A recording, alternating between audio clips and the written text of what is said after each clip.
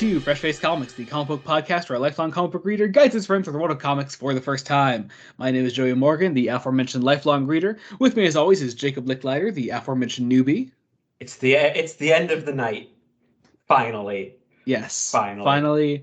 It's really hard sometimes to remember that we have this big heroic fanfare going into this show, and then I just come into it with this really exhausted energy because we're covering the last 25 issues of Nightfall.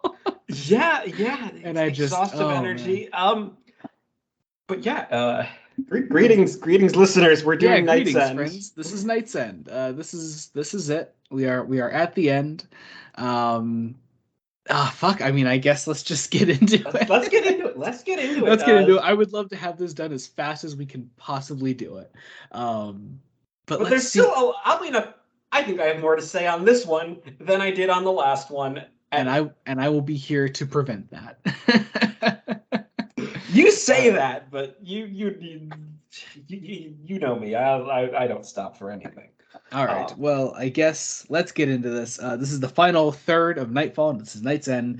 Non-spoiler section first. As always, Jacob, what is Knightsend about? Well, the first thing, it has an actual plot. This is Bruce Wayne taking up the mantle of the Bat once again, defeating Azrael in a way that gives a very satisfying reading so the character could return in the future, which is very, I'm happy because the character deserves some actual development, but it's kind of sad that it's coming after Night Quest where there wasn't development. There was nothing. And then there's a quick break because 0 Hour Crisis in Time was happening. Yep. And the word of the day for this one is honestly kind of rushed in places. Yeah, right. Despite the fact that the thing as a whole is so ridiculously long, it the ending feels rushed. It moves really, really fast. Yeah. What's also especially interesting is then after the break happens. And then this collection includes the immediate follow-up storyline, Prodigal, which is the first time Dick Grayson becomes Batman. Yes, and the not as good time. I can't comment. I know you can't comment, but I mean, when the other option is Grant Morrison, I mean. And I mean, I will say though, it's not bad. These two stories go hand in hand. It kind of ends really abruptly. Prodigal does. Yep.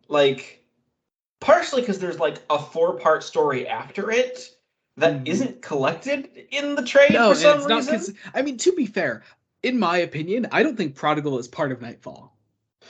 It technically isn't.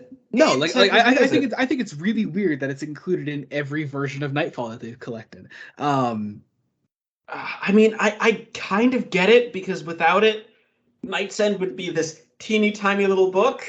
Well, yeah, exactly. But then, hey, maybe you could just make it 2 fucking volumes and not waste so much time on Night Quest as its own collection. Or you could include the search in the 2012 editions. That's true.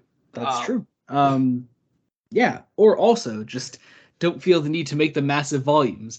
You could split up the collection the same way you did Death of Superman. You know? Yeah, and they did, but those are now out of print for some reason. Oh, are they? There's some of them are in print and some of them aren't. It's weird. It's a weird situation, despite being released in 2017, 2018. Yeah. DC, get your books in order. Anyway, let's get into some Twitter questions. Or I guess let's start off on Discord.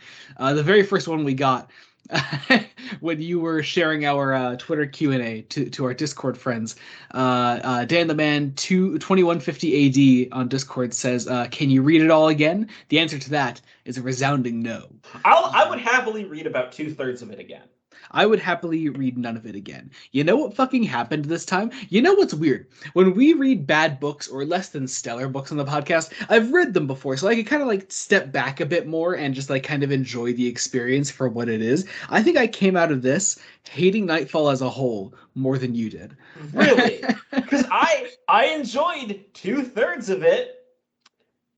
I That think I middle, enjoyed about half of it.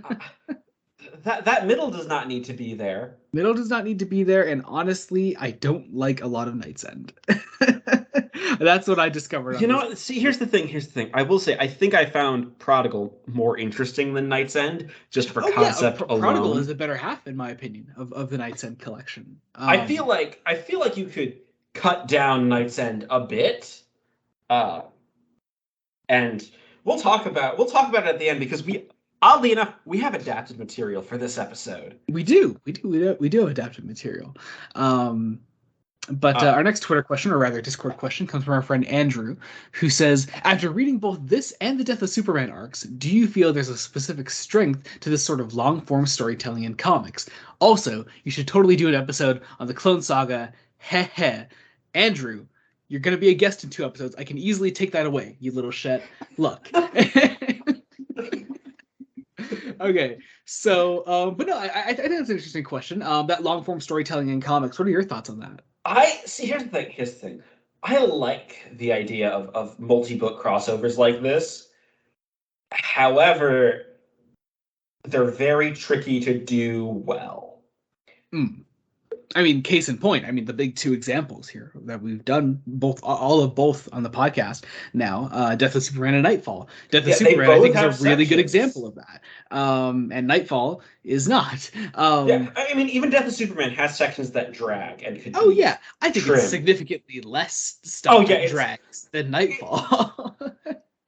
it's maybe like 5 or 6 issues that really drag and like could be cut completely, mainly in that second section, whereas Nightfall has an entire third of it that does not need to be here. Yeah, it's a Um, lot. but what I think is interesting, and I'm sure one day in the very far future we will probably do something with bits of the Clone Saga, because that's certainly. I'll be totally upfront. There are absolutely no plans currently. I don't expect any plans. That's 2 Omnis worth of material to cover it all, I believe. Yeah, And we I mean, look at it this way. So, as far as like Omni material we've done before, technically the Nightfall volumes are Omni size, but like a small Omni, like a Grant Morrison Batman's yeah, size yeah. Omni. You know, it took us 3 episodes to cover the first Jeff Johns Green Lantern Omni. So just take that kind of stuff into account when Yeah, we're that it would looking take at a this. while. Yeah, But also the 90s were a decade of excess. hmm It was let's try and sell as much as we can and stretch things out. Um, hmm I think I think really the conversation that needs to happen between creators and editorial in sort of the comic sphere, even to this day, is mapping out a plan for the story you'd like to tell and how long you're going to reasonably need to tell it. yeah, Uh, yeah. I agree. And it's a really tough balance to strike, I think.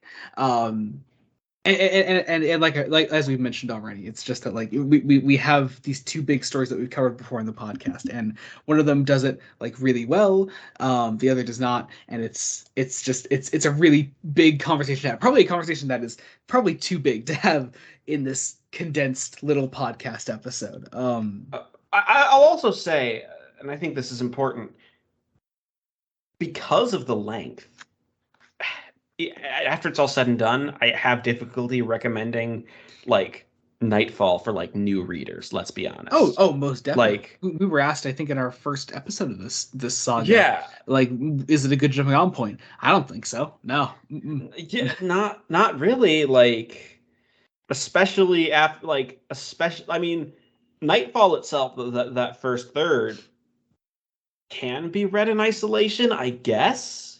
Mhm. Um, and can be read early on, Or, but as we've probably recommended before on the podcast, you can just go straight from Nightfall to Night's End, and maybe that'd be a good way to do it. Sort of. If you just cut out Night Quest entirely. But even then, I don't know. It's really tough to recommend an entire section of this thing other than the first volume. Yeah. But anyway, next question comes from Kian at Kian the Quark. Says, why has no live action Batman properly adapted those ears? Of course, looking at the gorgeous Kelly Jones cover that we have here for Knightsend. I don't know. I think we should do that It's at because some they're point. cowards, Joey. Exactly. Which, speaking of, our next question comes from Marcus Cotton at Sir Jedi Sentinel. Says, "What the hell is that cover? It's Kelly Jones' beautifulness, Marcus. Look, it's amazing. I love it. It's great. Yeah, I love it." Anyway, Jamie at Jamie underscore season 7 says, "I can't remember what the plot is. Do things actually happen?" Yes, they do actually. Yeah, yeah. More And they than happen at a mostly reasonable pace with a lot of things. yeah. There's a bit Yeah, of dragging here and there, and a bit of weirdness in places that feel like some deep cuts, mhm. like really deep cuts. Oh yeah, yeah, most definitely. Um, Next comes from English Giraffe at English underscore Giraffe. Says, would you say that the Night trilogy was well paced for the premise it had, or did you feel it was either too long or even too short? That's the weird thing. Is some parts of it are way too long. Most parts of it are way too long, but some parts are also too short, which is I think will be most of the discussion today. Yeah. Um, it's weird. It's a really fickle thing. And probably because it is so long. So to answer, if I were just to choose one, yeah, it's way too long. But because it's so long, you can't just narrow down all 70 odd issues into like, oh, it's too long or too short, or like some aspects were some parts of the plot are better paced than others. You really have to break it down bit by bit, which I hope is what we did across these 3 podcast episodes. But who knows? Who knows? We have a set of questions here from our friend Mason at the GD256. His first question is, which character could climb a mile of stairs the fastest? Jacob? I mean, I had probably Asriel just because he Yeah, has. he's a feral little monkey man. Yeah, Yeah. he can. Yeah. I His didn't next think you describe him as a feral little monkey man. yeah, I would describe him as that as such. His second question reads, which movie Batman could you see working best in this story? Oddly enough, the one that did it, Christian Bale. Yeah, Yeah, Bale, but it would have to be. I feel like you also need the Bat family to really get this story. yeah. So if we're looking at the Bat family aspect of this story, then I don't know. Then none of them is because none of Yeah, them have because really. no movie Batman has really worked with a Bat family. So it's Whoever gets cast in the Brave and the Bold, because we know that yes. they are going to have a Bat family. Yes. Um, Mason's third and final question is, after reading the entire trilogy, was it worth it? um,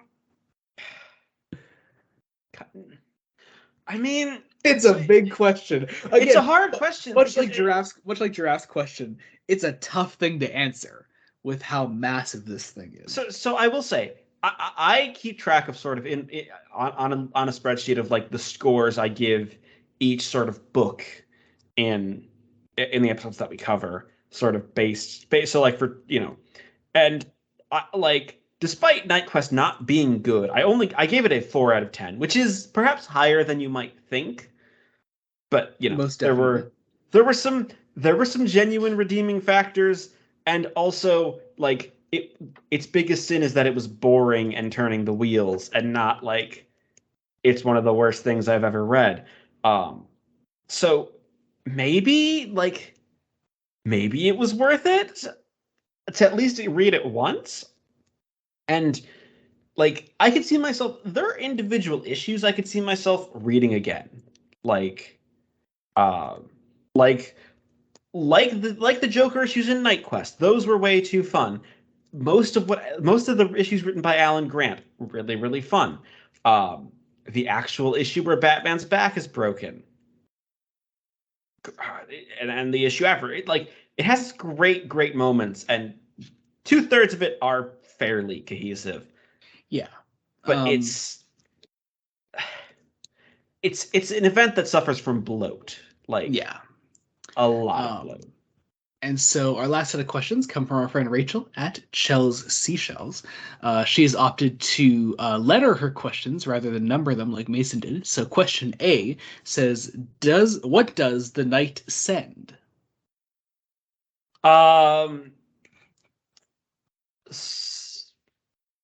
Lady Shiva is what it sends. That's true. Eventually. That's true. Question B is, if Knightsend had a soundtrack, what would it sound like?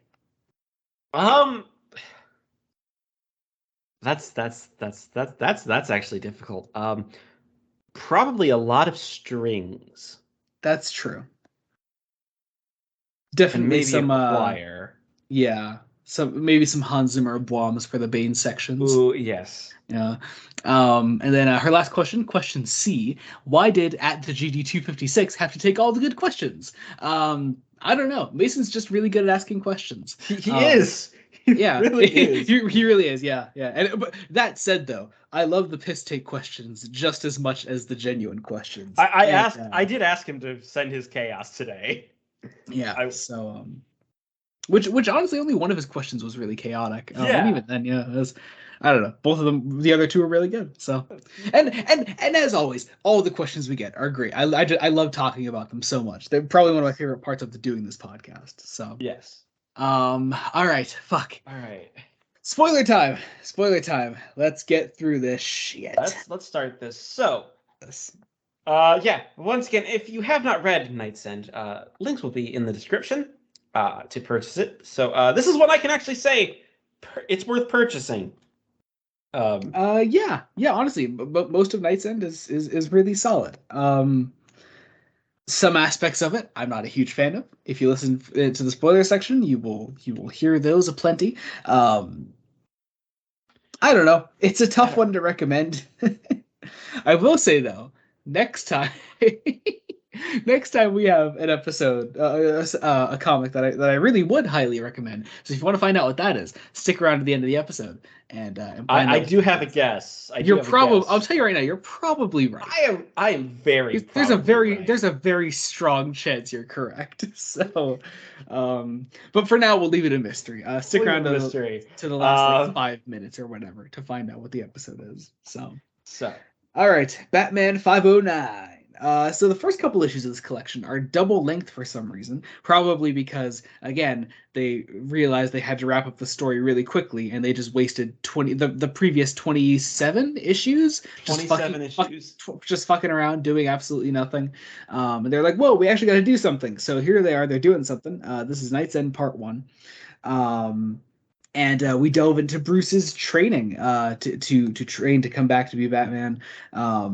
It's a really solid first issue. I really like it. We meet. I find it really interesting, right? Like, first off, Bruce being an active character again already makes it a lot easier to read. Oh, definitely. Not that Batman comics can't survive without Bruce Wayne, because I've read plenty of Batman comics that do not need Bruce Wayne in them to survive. But like in this story in particular, it really helps the experience. And we have a supporting cast. I find it interesting that Bruce is convinced he needs to be reforged, because he suffered a defeat, and there's this interesting tension between him and Lady Shiva, right? Where, he's taking on this image of a bat spirit, which is a bit weird, honestly. Like, I don't know. I like the idea. It's an interesting idea. It's this idea of like an assassin that's been passed down through the centuries, which I think is meant to parallel Azrael. Also, Azrael's here, and suddenly Saint Dumas is like, nope, you are no longer being good. Azrael. He like forsakes Azrael, and I don't know. It's a weird aspect of it. Well, it's weird because it's switched on a dime. Like, yeah, and once again, a lot of this first half of Knightsend is born out of necessity. That necessity being they have to wrap up this story really fast. Which means that DC spent a lot of extra money on paper this month. Yeah, I mean, I'm sure it sold well because Nightfall sold well. Yeah. But like a lot of the issue is following Bruce, which is good. Mhm. And also, Bruce is really introspective because Oh yeah.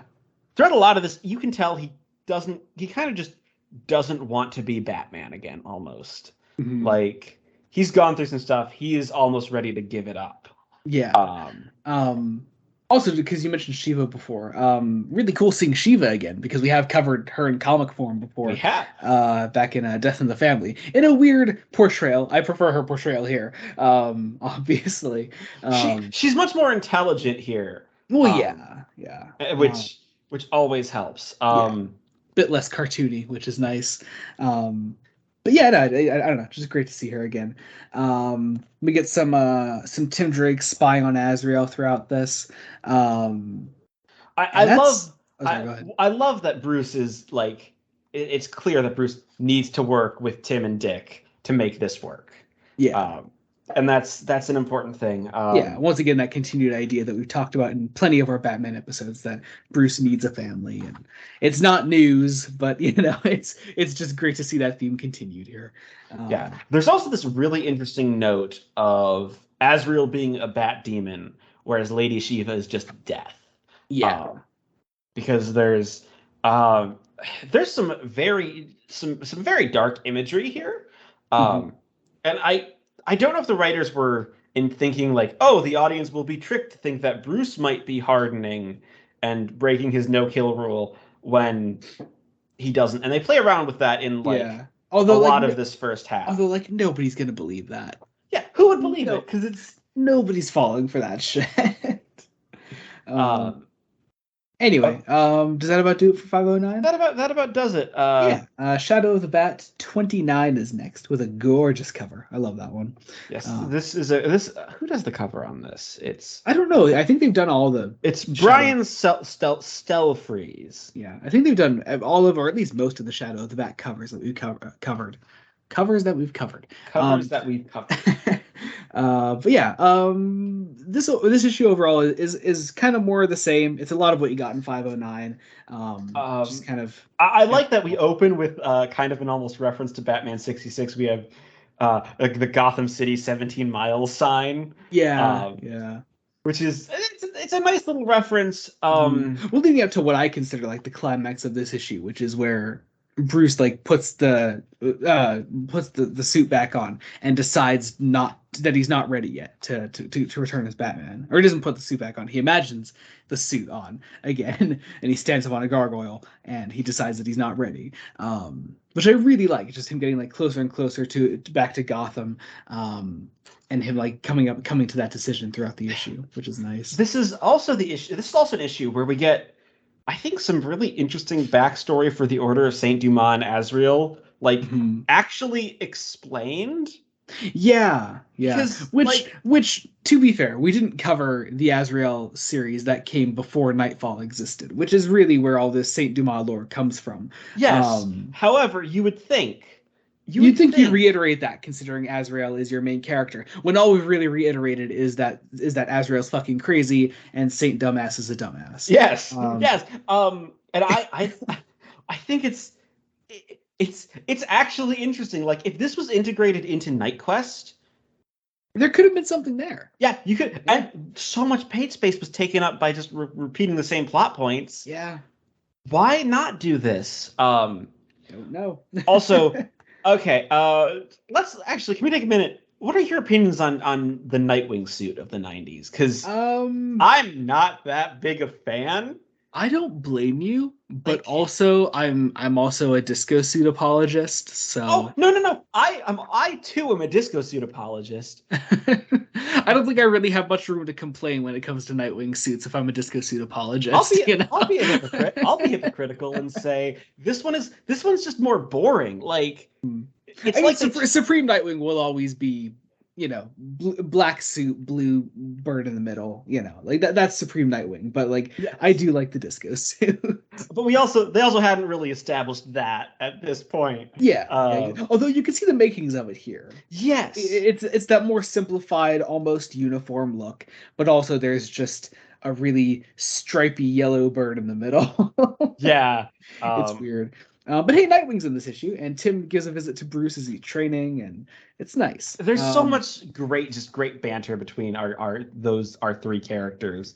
Like there's a scene where okay, I will say one of the big issues I have with Knightsend is that we're continuing some of the gangster plots from Night Quest, Mhm. and they're just not interesting. Oh God, no! Especially Like, considering like this whole thing is about getting Bruce back to being Batman, and I get it. You just want to give Azrael something to do, but he has nothing to do at this point. yeah, and like honestly, they could have cut a lot of that, and you would have, tightened up the pace quite And a also, bit. maybe you wouldn't have had to print multiple double-length issues. Yeah. Uh, Whatever. What do I know? like, but yeah, like Dick and Tim's relationship is great. Yeah, I Um, really like seeing them work together throughout I this. like the idea of Dick being almost the glue that can hold the Bat family together as an Yeah, idea. well, that's sort of always been his role in it. Since Lonely Place of Dying is now like he is he is the thing that brings Bruce back to being the Batman that he knew, um, after Jason's death. Like it's really smart. Yeah. Also, we Uh, get some early Batman redrawings, which I'm assuming are meant to evoke like year one vibes. I'm assuming. oh, Um, very probably. yeah. Well, it's a very year one suit. But I like that. I like these little like flashback bits where Bruce is just reflecting on his life before. Um, and that's I guess that about does it for that issue, right? That about does it. It's Yeah.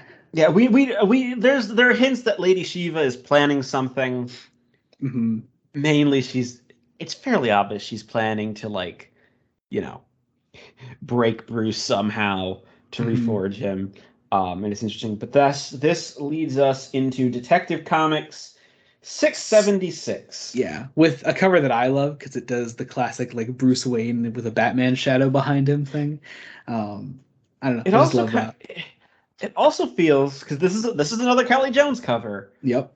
This feels like if each part has like sort of the um like sort of it's the same positioning of sort of the Bane holding the cowl position, Hmm. um but with Bruce and our ninja. Also, yeah, this one is called Too Many Ninjas. Which, yeah. Yeah, Um, there's okay, yeah, a lot of this turns into a ninja plot line, and I don't yep. know why. I Yeah. mean, it's because Lady Shiva's here, but Also, a really like, really stupid thing because I don't know why my mind just like honed in on this. You're talking about Bruce's shadow there, as the bat that Kelly Jones draws there. I don't know what if you go back and rewatch the animated series episode Christmas with the Joker, there's this really funny shot when they're in the toy factory towards the end, and Batman's like up on a ledge, and they draw his shadow like it's meant to look like the symbol, but all it really does is it makes it look like his shoulders are like really hunched up for no reason. It's just I don't know, it's funny. Um, anyway, but yeah, so this issue, this is the first time that Dick Grayson ever meets Harold, which I find kind of funny. yeah. Well, first off, one, obviously, if you're going to be taking back the mantle of Batman, you need to take back the Batcave, Mhm.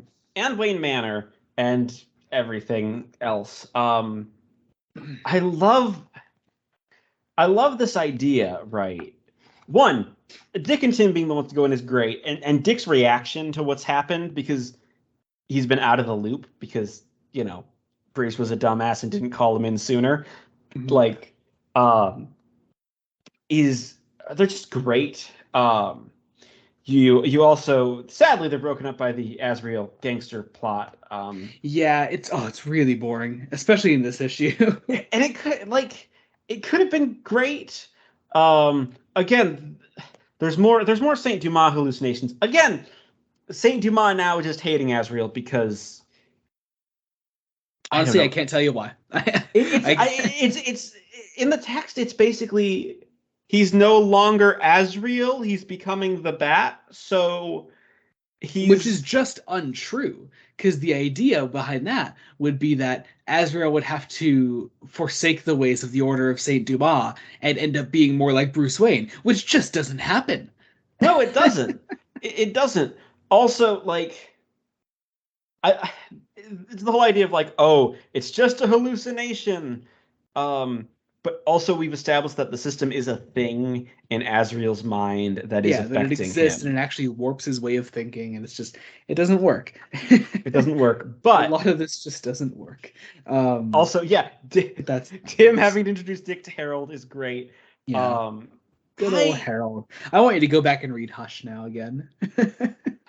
Yeah, that's just so sad. It's Yeah. like now I'm like Harold deserves to be deserves to be rebirth, resurrect Harold. Yes. Resurrect Harold. Who's on Harold. Batman right now? Chip Zdarsky? Chip Zdarsky, yeah. Chip Zdarsky or he's whoever's on doing Detective. he's doing sort of like an alternate dimension type thing. So yeah, we can have Harold. We can have Harold. We can have Harold.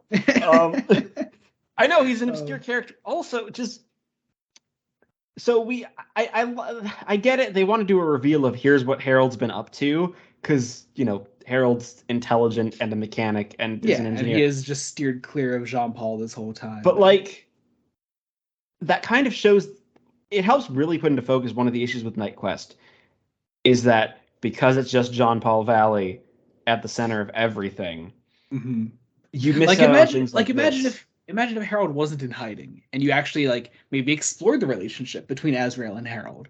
There could be something there. Or again, just bring Dick in earlier and have some interactions there. Like just there are things you could do. So many things you could do. Have Azrael interact with Oracle. Did that ever happen? No. Like just Oracle's had like 2 cameos thus far. Yeah. And that's also just a damn shame. Yeah. But yeah. We have again, gorgeous sequence with Bruce on a gargoyle, imagining himself as Batman and once again giving it up, calling himself a coward. He's training with all these ninjas, which again, too many ninjas. Shiva's watching him this whole time, and that's about it. Is that the issue? That's the issue. I think the idea is that we're trying to get Bruce back there, because by the end of the issue, he's basically ready to be Batman again, and ready to face Azrael.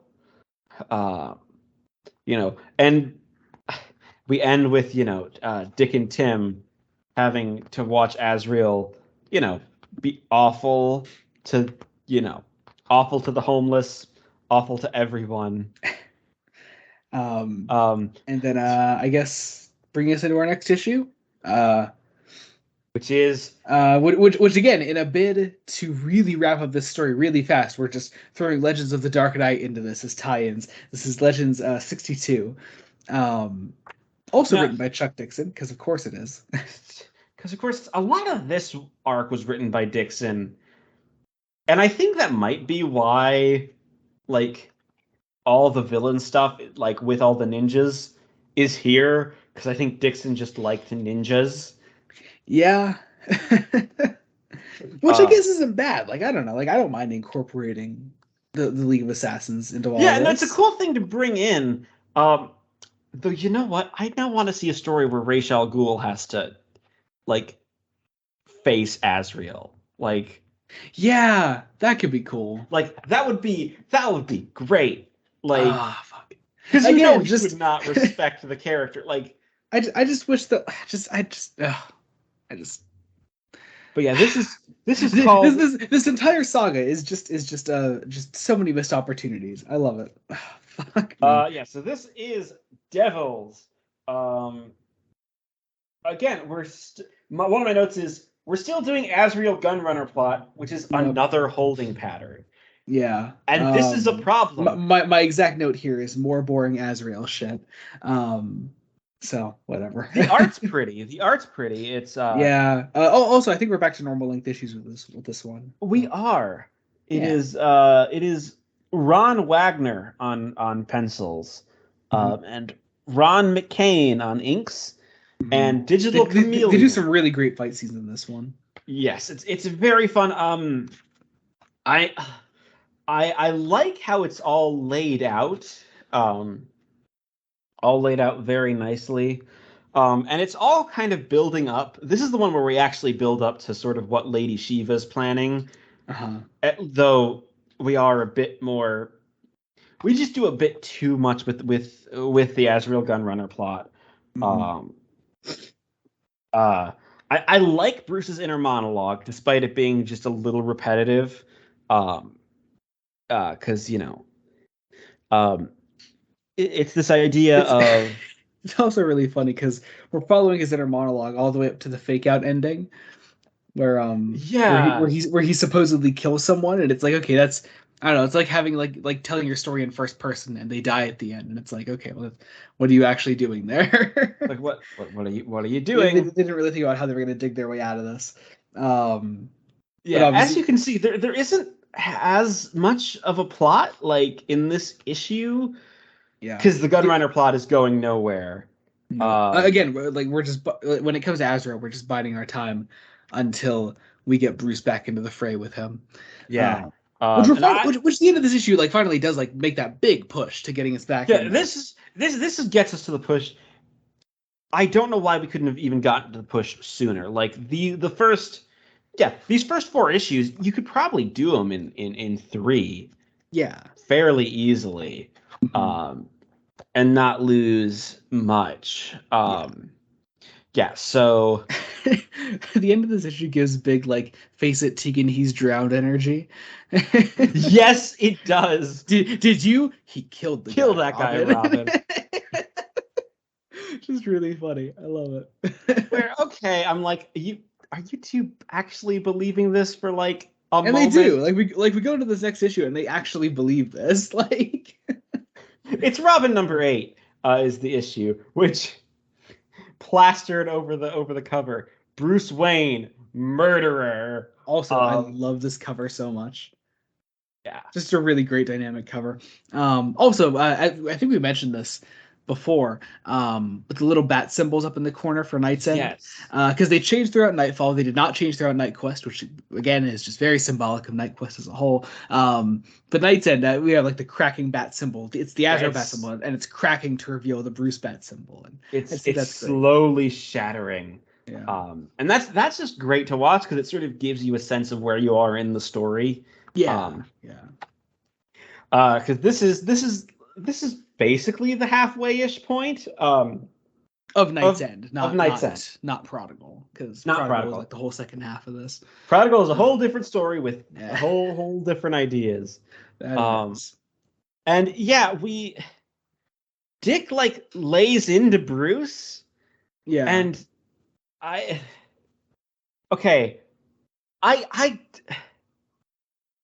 so Chuck Dixon often gets credit for being really good at characterizing both Dick and Tim. Because he was the one who was writing basically all these Robin issues. Yeah. Of Robin solo series. I think he really misses the mark with Dick here, though. Yeah. After all the shit that Bruce taught him, it's really weird that he falls for this. Yeah, what I think what Dixon could be trying to do, maybe, and this is baseless speculation, is because we're mid 1994 here, the 90s are in full swing. Maybe he's trying to make a statement about how dark the 90s are getting. No, but this is Chuck Dixon. Come on. I mean, it's Chuck Dixon, so I don't think he's that intelligent with his politics. No, you could have just stopped. I don't think he's that intelligent. Yeah. I mean, in between, I think it was in between recording the last episode and this one, we both saw him on a certain reactionaries live stream. Yeah. Man, it's bad. It's bad. Look. If they can get fucking Chuck Dixon, then we could get some actually good comic. Yeah, we could. You know what? I think we could bag Gail Simone. We can get Gail Simone. Let's get Gail Simone. I've interacted with her on Twitter. She's talked to me before. We can do this. Let's get Gail Simone. when we cover Gail Simone's Batgirl, she's gonna talk about it with us. All right. Yeah, that won't be nerve-wracking at all. But like, This is it. This is how Yeah. it's gonna happen. Even if I have to like totally change the schedule, if she wants to come on the podcast, we will talk about Gail Simone's Batgirl. And you know what? We can do it at the drop of a hat because we both own her Batgirl. We do. We absolutely do. This is great. Come on, everybody, tweet at Gail Simone. Don't actually do it. We're both scared. Don't do it. No, Anyway. we get both Simone and Tom Taylor, make them do a random blood feud. Yes, let's get the blood feud. We could do Gail Simone's Batgirl and Tom Taylor's Nightwing. There we go. That's it. That's great. Yes. Yeah. But yeah, anyway, back to the issue. Anyway, so okay, the whole point is Shiva is supposed to think that Bruce killed the guy, so that I would have been fine with this if it was revealed that Dick was in on it and his bluster was just for Shiva's benefit. But Dick's no, not that smart. No. Dick actually buys it. Because Shiva also gives this, like, her monologue is chilling. Like, it's a great villain monologue. It's like, why cross the line for this guy? It's not a line, Nightwing. It is a door that opens only one way. It may never be reopened once a warrior has stepped to the other side. You've done well, Tengu. You have excelled one blow. You have found the skills you sought, and I have received my own reward. Blood on the hands of the Dark Knight. And like, she's a great sinister presence. She works as a villain. Yeah. And what I think also kind of works, as a villain, she doesn't get defeated. Like she leaves thinking she's won. Because by this point we actually need to move into the actual Bruce Azrael fight. Yeah, so we're actually like finishing up the Gunrunner plot, and it again goes nowhere really. It of course is revealed Bruce didn't kill the guy. Yeah, obviously, come on, come on, who fucking believed that? Anyway, well, apparently Dick and Tim believed it. Totally valid, I guess. Like, whatever. I don't know. But okay, I can see Tim believing it. Yeah, because Tim has only been Robin for like publishing wise a couple of years. Yeah, which is probably only like a year or two in universe in continuity. And then, but like after this scene, I love this art of just Gotham Harbor on fire. Right? Oh yeah. Like it's evocative. It's great. It's all these reds, oranges, and yellows. We find out Batman did it. And again, we're doing this plot. Okay, so Selkirk is our main Gunrunner villain, and he becomes a villain for like the rest of Knightsend almost, as sort of like a minor villain. He's also apparently like a devil worshiper.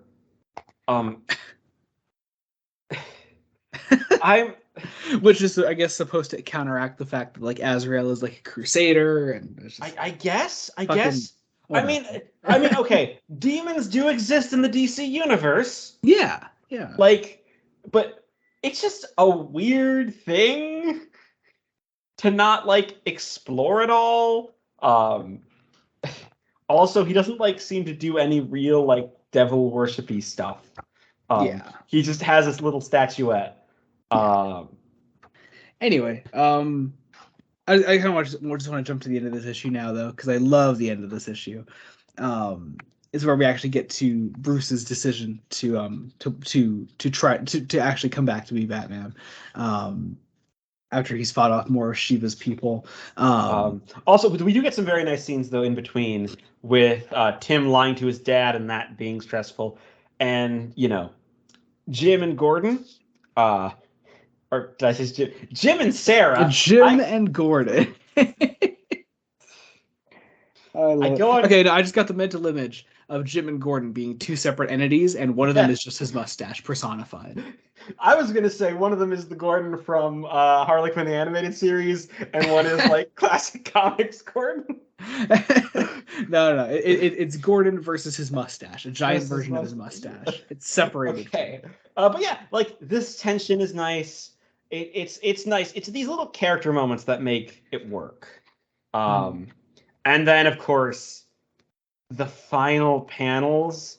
It's such a good Well, scene. we get some stuff at Arkham Asylum, and we catch back up with Bane. Bane is is in his cell, and he's like having nightmares, and he's like screaming in his sleep as these like bats are flying outside, and these guards are like yelling at him to like shut up and whatever, and as he like wakes up, he says he has returned, and we get to the last page, and Bruce returns to the Batcave in his Batman costume, and it's just it's such a great fucking moment. I love it. Oh, it's so good. So good. I also have to ask, because the Riddler's here for one panel, like I want to know what the Riddler's question was going to be.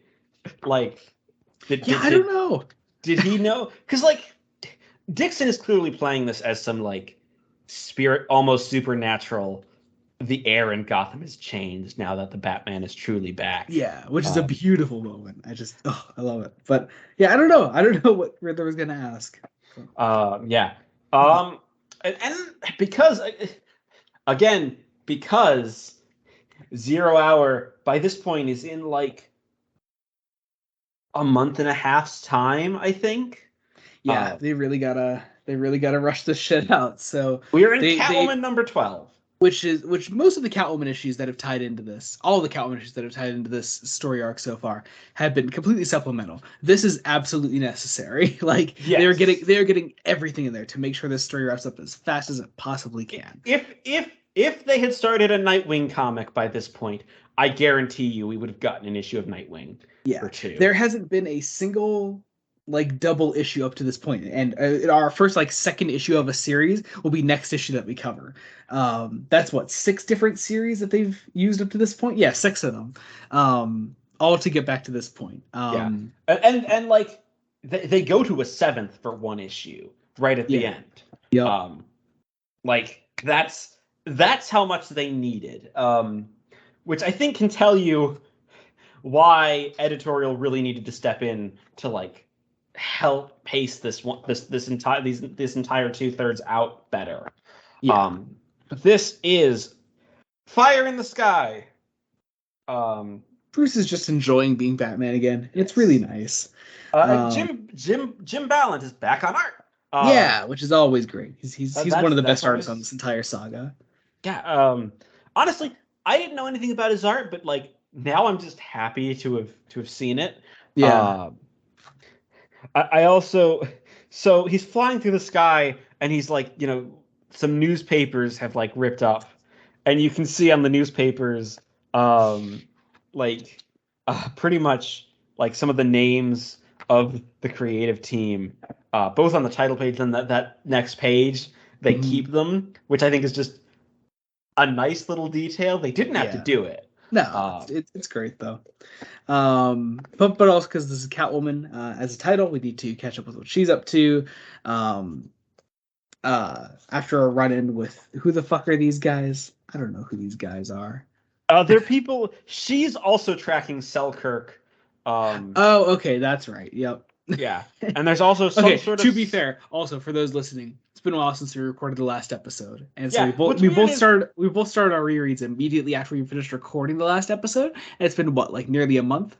Oh, it's been a good like 3 to 4 weeks because I went on vacation and we needed to have this in the hole. Yeah. Whereas with this one, we're recording it 4 days before it comes out. So yes, I know what the passage of time is. Yes, it's a beautiful thing. But anyway, Selina gets captured by the police then, which is cool, I guess.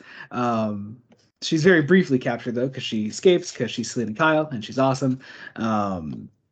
Azrael is there at the same time. Selkirk knows that Selina is after her. And that everyone's basically after him. And the police are like, right, we're just going to try to fire on Batman. Who is, of course, Azrael. Yeah. Selina retains her brain cells from NightQuest. We basically have a lot of this issue seems to be just an extended action sequence. Definitely, because it's just that action sequence of Azrael and Selena and the police and the gun runners all at the same place, and then eventually Bruce, Dick, and Tim come into it all, and it's this big cliffhanger where Bruce and Azrael are finally going to fight, and Yeah, I mean, it that's also finds out that these gun runners are okay. They are the ones who killed Azrael's father. yeah. We haven't really had much of an indication that that's what he was after up until these issues. No, not at all. Which is, again, this sort of thing is primary character motivation. Oh yeah, Like, and it just has not been touched on at it's like all. you have to touch on it. Again, part of the reason why Knightsend just as a kind of doesn't work as well as it could have is because NightQuest dropped the ball fairly hard, and didn't do things. But great cliffhanger. I love that Azrael's bloodied, and we move to Batman 510, which has the cover of the the cover of this issue is the cover of the collection. And I own this issue physically, actually. So is it just as green in physical? not. I mean, the green is there, but I don't know why the reprint version looks kind of faded for some reason. Like in this collection, it looks kind of faded, doesn't it? Or is that not? Not the case in mine. In the case in mine, Okay. It looks very green. Mine is a little faded. Yeah, it is as green in real life. Yes. And I think this is the first time in a while where it hasn't been. I think this is the first time since the last Shadow of the Bat, where it's not Chuck Dixon writing anymore. Yeah, it's Doug Minch, which is nice. But also, I don't know. It's a fine issue, but a lot of it is just a big action sequence. It's Batman fighting I'm saying Batman. It's Bruce fighting Azrael, and it's Tim, Selena, and Dick versus all these gun runners and mobsters, and it's fine. It's fine. It works. I so okay. Azrael's also seeing visions of his father at this point.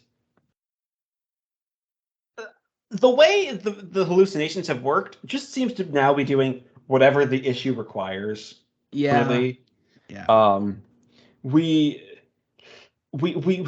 I like that Bruce actually, fully name drops that Azrael killed Abattoir and let Graham Etchison die. And just really lays into Azrael about how callous he's been. And just that, while acknowledging that Bruce was the one to fuck up, Mhm. like in giving Azrael this position. And I think that's great. The gun runner plot, I guess it's there because they needed something for Azrael to do. Now they have to, kind of wrap it up. Yeah, by having it be Dick, Tim, and Selena versus these gun runners. And like Bruce and Azrael are like completely taken away from that side of the action. The police and Bullock get involved, and or these helicopters flying around, and it's a fine issue. It just doesn't actually accomplish much. There's one page that I think is supposed to be wrapping up the Gordon Mayor Kroll bit. Oh yeah, I forgot about that page. It's one. It's a single page. I could probably read off all the dialogue in it in less than a minute. Here, let me get this straight, Commissioner Gordon. You want me to condone your police force going after the Batman when I've already told you to model your methods on his. He's out of control, Mr. Mayor, making a travesty of the law. Nonsense. Crime is down 42% since he got tough. The Batman is exactly what Gotham needs. And with your history of supporting him, even defending him, I should think you would agree. But he's not the real. Yes, Kroll speaking. Here's her phone ringing, whatever. Who? Hold on. He's right here. It's for you, Gordon. What? Where? All right. I'll be there. Not the real what? And that's all that is. That's it. I think it's just because I don't know who I think it's probably like Montoya or Bullock who calls. It's like, hey. Well, yeah, it's got to be Bullock because Bullock is the one that brings the police there to the. Yeah, it's like, hey, real Batman's back. Your best friend is back. Come and watch this. Which is kind of funny to imagine Bullock say. Yeah. But yeah, that's that issue. I guess it's actually the action is drawn very nice and it reads very quickly. It's just the plot doesn't happen. No, just Which establishing obviously this fight is doesn't happening. doesn't need to happen. Mhm. Going into Shadow of the Bat number 30. More of the same for the most part until what? Azrael drowns. Azrael falls into the river. Okay, I like the setting. We're fighting on a bridge, which is kind of, a classic comic book fight setting. Mhm. But it really works. This is also, I have a feeling that Grant and Mensch were perhaps a bit fed up with the Gunrunner plot themselves. Like, Considering Chuck Dixon wrote almost all of it. almost all of it. And I have a feeling Chuck Dixon isn't the type of writer to communicate with other writers well. Yeah, Like, and Grant and Mensch just push that plot entirely to the side, and I don't blame them. yeah, they're like, because, and you can see it in this issue because Alan Grant is kind of a master of dialogue in a lot of ways. Mhm. Uh, just just the back and forth between Bruce and Jean Paul Valley here is throughout the entire issue is great. It's these great little ideas of let him keep talking, and Grant knows when to cut away to Dick, Tim, and Selena to even if their stuff is perhaps not important, it helps keep the issue moving and give us a little point of tension for Bruce whenever he's in danger, Yeah. as well as realizing that there are civilian casualties like Dick and Tim get on the bridge and try to minimize any sort of civilian casualties fairly quickly, and they are both great. Like, you also have Bruce saving a falling Selena at one point, um, and Which we will always appreciate here on Fresh Face Comics. yes. The official position of the podcast is that Batcat is the supreme Batman ship. I want to get somebody on here someday that just strongly disagrees with that. Strongly disagrees. Yeah. Maybe we already have. We just haven't talked with them about Batcat. This is true. Or this is certainly possible.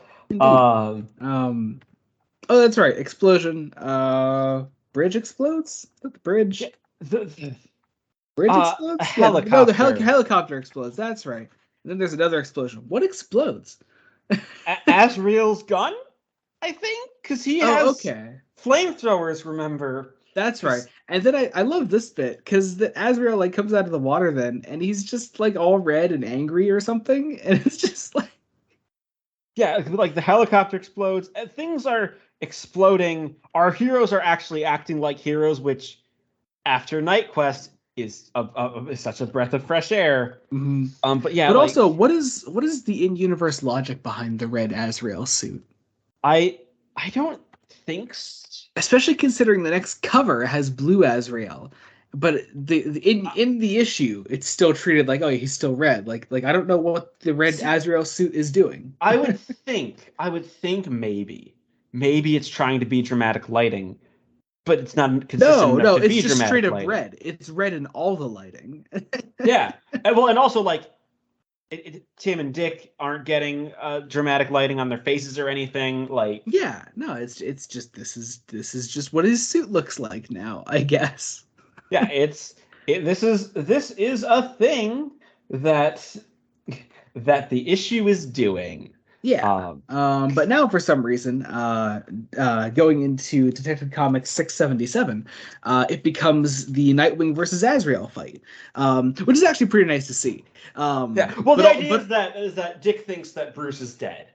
So, interestingly, what I think is supposed to be some sort of parallel of Azrael trying to avenge his father, you have Dick trying to avenge his father.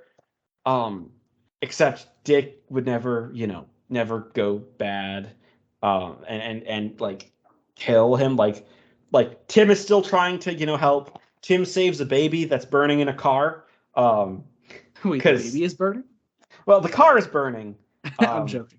The baby is suffering from smoke inhalation, and yeah, Yes.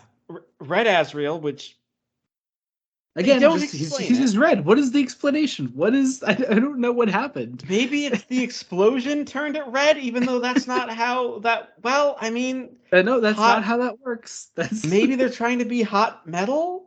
I don't. But then, I, how would that work? What? yeah, I. There is no reason for it. I love it. Oh my god. Anyway, but yeah, naturally, I mean, of course, Dick is gonna get his ass handed to him.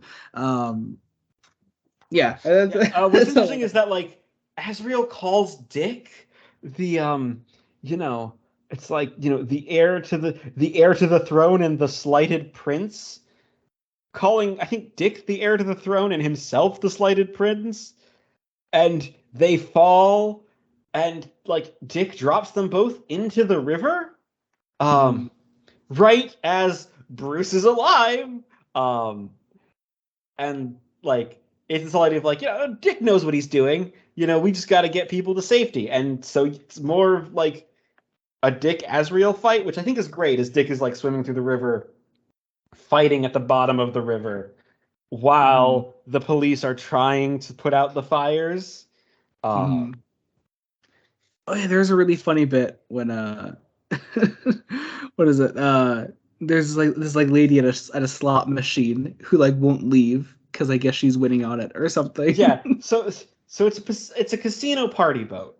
Yeah. And Dick is like, lady, you gotta get out of here.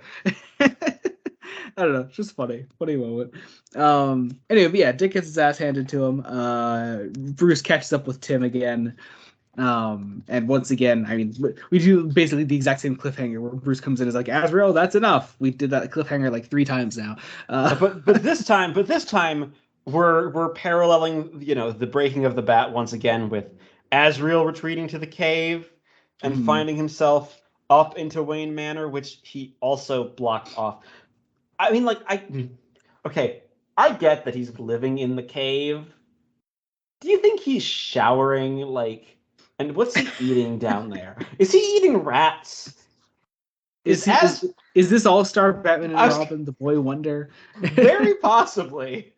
Um, but yeah, Anyway, so it's time to actually end the fight here. In Legends of the Dark Knight number 63, written by Dennis O'Neil, which is really cool. yeah, great to see Dennis O'Neil's name. And Yeah. Asriel's still red for some Again, reason. that's just his suit now. I don't know why. Something about the way that Barry Kitson is on the art in this. Something about the way that Barry Kitson draws the suit in particular makes it look really menacing here. Yeah, I mean the menace is great. Yeah. Um, I I like so Asriel's menacing. I'd also say that that first page after the title page, where you have Bruce in the shadow with the way his cape is drawn, almost as this like eldritch creature, Hmm. like taking back his home. Yeah. And so, okay, Asriel goes on this rant about privilege, sort of, about how like Bruce has been given a lot of things by his dad, and It's a weird point to stand on at this exact moment. yeah, when you have Jean Paul Valley taking everything. Also, Jean Paul, you know Batman is Bruce Wayne. You know that both his parents are dead, right? Like they were both shot in front of him. Like But maybe like it's the system, Jacob. yeah, okay. I mean, it is probably the system, but it's very weird. I love how Bruce is just calm as Asriel starts trying to destroy things in the manor. Hmm. Um, and We make our way back down into the cave yeah, eventually with some great parallels to Bruce's childhood with him like falling yeah. down the hole and all Well, that. there's Bruce is also always giving Asriel the chance, right? Just take the costume off. We can talk, and Yeah. we have lots of things to discuss. Um, and then you have these great parallels, these great flashbacks. You see the cave like an outsider. A lot of it's done through inner monologue from Bruce, um, and then Asriel's trying to call the spirits of his hallucinations. Mhm. But it's actually Bruce being like, no, your Saint Dumas is dead. Your father is dead. You need to free yourself from them and of the Batman, which is, Yeah. I love this idea. You, Azrael is now afraid of is now more like afraid of losing the mantle of the Bat because he says that without Batman he is nothing and he will not be nothing. Um, just really cool stuff. I like that idea because it's just a shame we didn't explore it as much of Azrael actually losing his identity as a person. Yeah. Basically we did very early on in Night Quest, but then it was never like brought up again until now. Mhm. Is the big problem is that there isn't nearly enough cohesion um, to bring things together because the final fight is done in all in Bruce's inner monologue. Um, Bruce ends up leading Azrael into this cave passage Which right has into like the my favorite page in the whole issue with those like silhouettes of him crawling through the tunnel yeah. there. Really cool It's stuff. it's so good. And like it Um, leads him basically out of the darkness and into the light. mhm. And And I and instead of beating Azrael physically, Bruce just fucking destroys him emotionally. And it's great. It's actually a really nice end to the character. it's Um, and Bruce shows mercy mhm. basically. You know, it's Yeah. like you need to, you've been, Bruce says, a long time ago, I fell through that opening. I really haven't ever stopped falling. Maybe it's time to go the other way. Time for the both of us to leave the dark. And he helps Azrael out into the light and just asks him to leave. Says, "I wish you well." And that's like the end. And We it's do a have one more issue with Jean Paul Valley later we on. do we have three aftermath issues, but like as the end of the story is great. I have some complaints about the issue with Jean Paul Valley, honestly. Um, Yeah. Yeah. it's it, It's the not care. horrible though. It's not horrible, but like he almost deserves better. Um, Yeah. but the first aftermath Um, issue is Robin Rob, #9. yeah. And it's called the Triumph. Bruce is officially like back in the cave, but he doesn't seem entirely like happy with his defeat of Azrael. No, Um, it's this great app. It's great as like an aftermath to keep things going because like emotionally Bruce is coming down from the fact that okay, I've won, I'm back, but I still have to reflect on all the stuff that's just happened to me and things need to be happening and Bruce is ready to give things up. yeah. um But also, we're now back to normal issues. So this is also a normal Robin issue. Is this the one that you were messaging me about? And you're like, my God, Chuck Dixon cannot write teen drama. yes, yeah, this is it. Because he really can't. Tell us all about it, Jacob. Okay, so it starts actually when we start sort of the teen drama, the normal Robin stuff. I like the scenes with him, Tim, his housekeeper, and his dad. They get Tim, sleeps. He gets a good night's sleep for the first time in a while. He gets woken up in the middle of the day, and um, you know, he and his dad go out car shopping because his dad's still wheelchair bound. Um, and they, um, Tim, they get basically a car that Tim can use to drive his father around before we deal with Tim being a bad boyfriend. Yeah. Okay. So, it's quite funny. Yeah, so Chuck Dixon has this weird purity thing, right? Where like all of his romantic relationships must be pure somehow, like and chaste, and it doesn't work. Like the way he writes it, it doesn't feel like these characters are attracted to each other at all. Mhm. Like it's it's very weird. Like they're trying to be together. Like Ariana's his girlfriend, who's been his girlfriend for a while, and she asks for forgiveness, which is already I feel a little weird because the one who's kind of screwing up in the relationship is Tim being a superhero and, not telling her, obviously, that being the point of tension. Yeah. But like her apologizing is weird. Um, Tim does go out to be Robin with some people, some men who are, at the Museum of Antiquities, uh, where, some university students have been taken hostage. Hmm. And Tim investigating is very fun. Hmm. But Tim goes into like at first he's gonna like take this all on himself, but Bruce arrives as Batman and they take out these. Well, actually no, Bruce takes out these guys alone, um, and meets up with Tim afterwards. And Bruce still seems like just really distant. Um, Something is still not quite right with Yeah. him. What is nice though is Tim's like, oh, you left yourself wide open. No, I didn't. You were there. Uh, Such a good moment. it's great little moments, but yeah, it's weird teen drama that we don't need, and there's going to be more of it, I believe, in the back half because it gets Yeah. even weirder. Then But the hey, I think second, we are we like officially in the back half now though? I would classify Prodigal as the back half, Well, but yeah, I I'm just saying, like, I think, like, issue number wise, I think we're like issue number halfway wise, I there. think we've got to be halfway through. Yeah. On to Catwoman number 13, though. Okay, I love that this issue's titled Catfish, and I like the way that the title of the story is Yes, done in the issue. Just it's yes, fun. Also more Jim Ballant, which is just lovely. which Just is great. he's so fucking good. Um, This is basically how Selena escaped the bridge. yep, yeah, Which and is that's all it is. It really doesn't do much beyond that. yeah. But she was kind of a major player in the back half of the event, so I Mhm. see And why she did just here. kind of disappear beforehand, but honestly, I really don't think I have much more to say beyond that. Yeah. Let's move on to the next one. I will say it's actually kind of a weird issue when you actually like get down to it because we're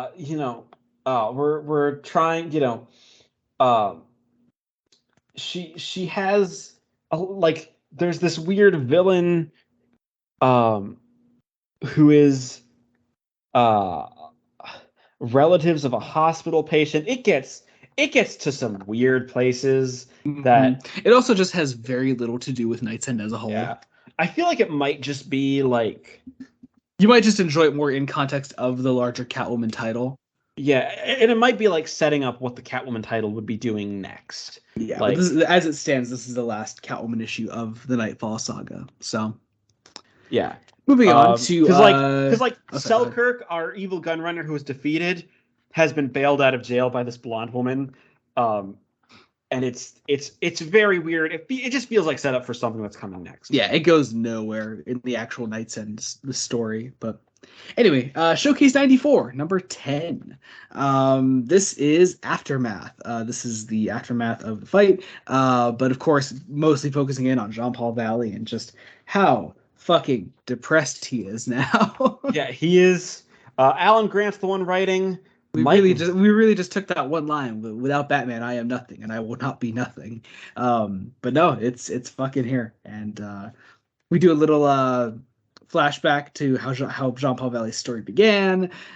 We get some flashes of his time as Batman, and he's hanging out with the homeless people. It's nice. It's not nice. Who am I it's kidding? not It's nice. fucking it's fucking Again, terrible. I will say, It's, why is his full backstory right at the end? yeah. Like, This is literally the last issue he appears in this whole thing, um, and and it's it very weird. yeah. I also, again, I'm sorry, I don't buy that Bruce would just force him to be homeless Yeah, right. Just kick him out on the street, like not try to like rehabilitate him at all. because like it's clear that like the guy needs help, and I Yeah, love and the Bruce way he's. shows forgiveness to him in the end. I love the way. But I guess because they were sending Bruce away again immediately afterwards, I guess they couldn't really do much with Jean Paul and Bruce. Yeah, and like Jean Paul intimidates one of the homeless people in the end, who is being a dick, and it's like, okay, but you're a homeless person, like that. Jean It's Paul, you you need help. Like, Yeah, and he stumbles off into the night, and we're not going to get any of that help here. So yes, I guess that just brings us into the start of Prodigal, which is Batman 512. Now, I think you commented on it before as well, but all of the Prodigal issues are like kind of discolored. Like some of the colors are faded on them, right? yeah, and I think it's that way in like pretty much every reprinted version of this story. It's really weird. I'm not sure if it was like maybe it's something about like the masters being off or something for some of these Maybe? issues. So that when they actually go to reprint them, they don't come out right. But They don't come out quite right. yeah, I mean, honestly, oddly enough, it makes Prodigal as a story really distinct in my mind because it has a very specific look because the colors are slightly faded. It does. It does. I also think because this is like 0 hour has happened. Knightsend is over. We now have to get back to business as usual, and we don't actually get back to business as usual. Yeah. Which I think is a good decision. Now, I do have some issues with the way Prodigal ends up actually playing out, mainly because this writing team in particular doesn't seem to know how to do as much introspection as they think they do. And also, for a story where the premise is Bruce isn't still completely ready to be Batman again, so he gives the mantle of Batman to Dick Grayson for a while. Dick Grayson isn't as in the story as much as I'd like him to be, honestly. Yeah. It's really weird. It's weird. We open our first issue is called the title is Robin and Batman, which is nice. And is also the title of a really great 3-part miniseries by Jeff Lemire that people should read, despite what Twitter has to say about it. I no comment. Okay, people accuse it of having some like Frank Miller-esque Batman Robin relationship undertones, when really that is the mask that the story is meant to put on, and it's Bruce's early days with Dick, and he thinks he has to treat him a certain way, and it's just anyway. I'm getting into this. Sorry, I just hate Twitter discourse about that particular mini. Anyway, moving on. So like this way also involving Killer Croc, oddly enough. Anyway, this wastes no time with proposing. It's like Bruce is like, I can't leave Gotham without a Batman, but I can't make an error in judgment like last time. So it's like, right, Dick, will you be Batman on the first page? And Dick's like, I can't replace you, Bruce, but I'd be lying if I said it's not going to be a while standing in for you. And that's our premise. I like that we jump right into it. Yeah, it doesn't waste any time getting into it. It's the very first page. Also, a lot of this issue is spent with flashbacks to little Dick Grayson and little Bruce, which I really like. They are genuinely great. We so Killer Croc is here because he's been defeated by Bane, and now he wants his vengeance or whatever. Yes, which is okay, cool. Croc is, I guess a good villain to use for something like this. Yeah. At least initially. There's also a really violent scene where Croc bites somebody's neck in this issue. Yeah. Which I think is just, I don't know, just feels oddly enough almost out of place in this, despite the fact that it's the 90s. Yeah, it's almost too gratuitous, but yeah, we see a flashback, to little Dick as a kid, but also I love this idea of Dick and Tim because Alfred, has quit and he's, gonna be gone for the foreseeable future until a special annual featuring Nightwing that brings him back, which is actually kind of an interesting story, but not what we're covering here. That Dick can actually cook and clean and take care of himself, whereas Bruce can't. Like, and I like the idea of Dick and Tim trying to make the mansion a home again. Trying to, basically picking up the pieces. And, we have investigations of, you have Dick and Tim meeting Gordon for the first time. And I think Gordon's has throughout Prodigal has some really interesting moments because, well, Gordon actually is allowed to be intelligent and realizes, it's not actually the Batman he knows. Mhm.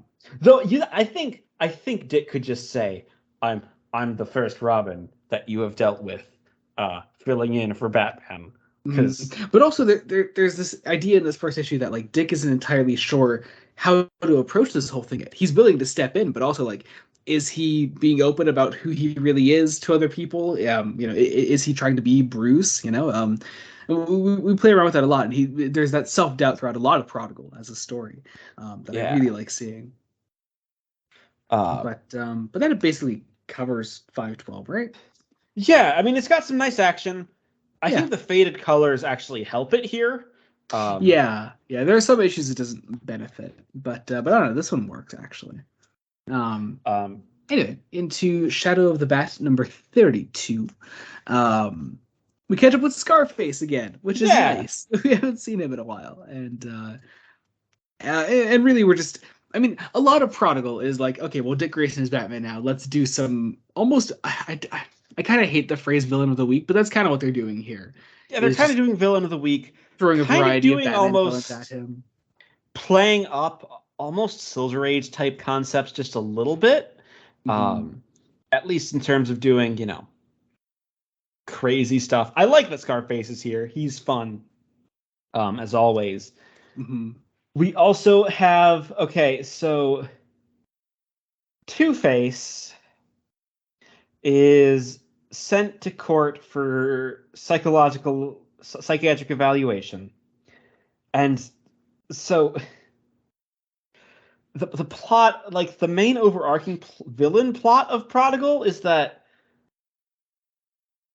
computer errors let the most dangerous criminals just out of Gotham, like out of Arkham, and back into the streets. Which makes a lot of sense. It makes sense, but it's kind of ridiculous. What is ridiculous? So I'm saying it makes sense. I mean, how else do you explain Gotham? Yes. Um, but yeah, you also have a great scene here of Dick and Tim cleaning up the manor, sweeping things out. Tim gets to look happy and be actually happy for the first time in a very long while. While the ventriloquist and Scarface shoot this guy and dump him in the river. Mhm. And so, okay, there's also a character introduced here called Harvey Kent, Yes. who, okay, so when Two-Face was introduced in like the 40s, he was called Harvey Kent, Yes. But which then because Superman, they changed his name to Harvey Dent. mind you, Superman was already a thing. Like, Yeah, people were. I don't know. Editorial at the time just wasn't the sharpest, I guess. I guess, So we make Harvey Kent an actual character here yeah, to which is explain that away or something. it's so weird what they're doing. Which Um, also makes no sense because we reset that entire fucking universe that was that existed in. yeah, You know, like you guys like just did a story being a main sequel to the story that reset the entire universe. yeah. Um, But anyway, I love the way this issue ends. The fact that the fact that Arnold Wesker gets captured but Scarface escapes. which you gotta ask, okay, Scarface is a puppet. He is a puppet. If he escapes, what's he gonna do? Like, He can and do anything he wants, Jacob. yes, but so one of the ventriloquist and Scarface's gangs, like, I got specific instructions on what to do if this happens.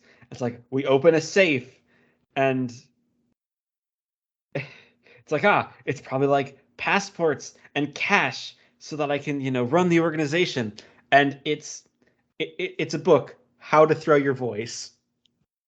It's so good. It's um, but yeah. Oh, and also like, Two-Face is now back like out in the open, and he's out of prison, so that's nice. Um, Anyway, moving into, I guess, Detective Comics 679, with a promising cover, a character that we never covered in the comics before, but Ratcatcher, which is nice. Ratcatcher, who Yeah, who you, I guess, only know from the from the Suicide Suicide Squad the movie, film. yeah. Yeah. But that was Ratcatcher too, but also we had, I guess, a flashback with Ratcatcher, one in that, so Yeah. that was nice. But yeah, Played this by is that Ratcatcher. Taika Waititi. This is Taika Waititi right here. Yes. This is it. So, Yeah, so just this cool is to this see. is called the Vermin Factor. And yeah. So what Also, I like. Lee Weeks is a guest penciler here, and I fucking love Lee Weeks. What else has Weeks done? That you would know? If there's I'm anything that I would know. I'm not entirely sure. Like, let me keep recapping while I take a moment to look that up. Right. So the Ratcatcher has a parole hearing, and he okay. So like the, because the prison administration are complete idiots. They allow this man to carve a flute while he's been in prison, which it's pitched perfectly so that the parole hearing is overrun by rats, which is terrifying image. So he can break out of Blackgate. Meanwhile, Dick and Tim are looking on, and there's some really, really interesting caution to Dick's actions throughout all of this. Partially because of, his uncertainty, but partially because he doesn't want to get Tim killed. Like, also on Lee Weeks, you probably wouldn't know anything from him. I actually would mostly know him because he did a couple of issues of Tom King's Batman. But okay. yeah. Anyway, sorry, go on. So go on. And just Dick being cautious is fascinating. It just doesn't work quite as well because we're not in Dick's head as much, especially early on. And then, Tim is ready to go in right as, the Ratcatcher is released. But Tim, being, the intelligent Robin, is sent to do some research. And there we find out Two-Face was put on early release for... We actually do get a small Two-Face appearance in the issue, where it almost seems like Prodigal was like slowly trying to build up Two-Face as like sort of the main villain of this story. You can understand why he would be the main villain because of Lonely Place of Dying. It also really takes me back to our first Nightfall episode where they showed that big lineup of villains that escaped from Arkham, and Two-Face was on that list, and we just never saw him recaptured. But apparently here he's captured, and now he got out. And he got out. I don't know. I guess the police just caught him. Yeah. Tim's dad, has tickets to a tennis open, and Tim has to go with him, which I love that as an idea of basically what building up this relationship between Tim and his dad, and having Tim's dad be alive and an active figure in his life. It adds some complications. Yeah. It adds some, different things. Meanwhile, Dick has brought in some rats. We also get a really nice scene between Batman and Gordon in this issue. Yes. I say Batman. Okay, I don't know why that's a weird thing to do, but Dick and Gordon. I don't know. We just actually like analyze their relationship and like where they're at this point. Gordon is like, I'm a cop, for God's sake. Did you really think you could fool me forever? The put on voice is a little different. Your frame isn't quite as large. You're several inches shorter. And it's like, does it matter? Hell yes, it does. And Gordon feels, you really feel bad for Gordon because he's been betrayed not once, but like 3 times. You like cut out. Try again.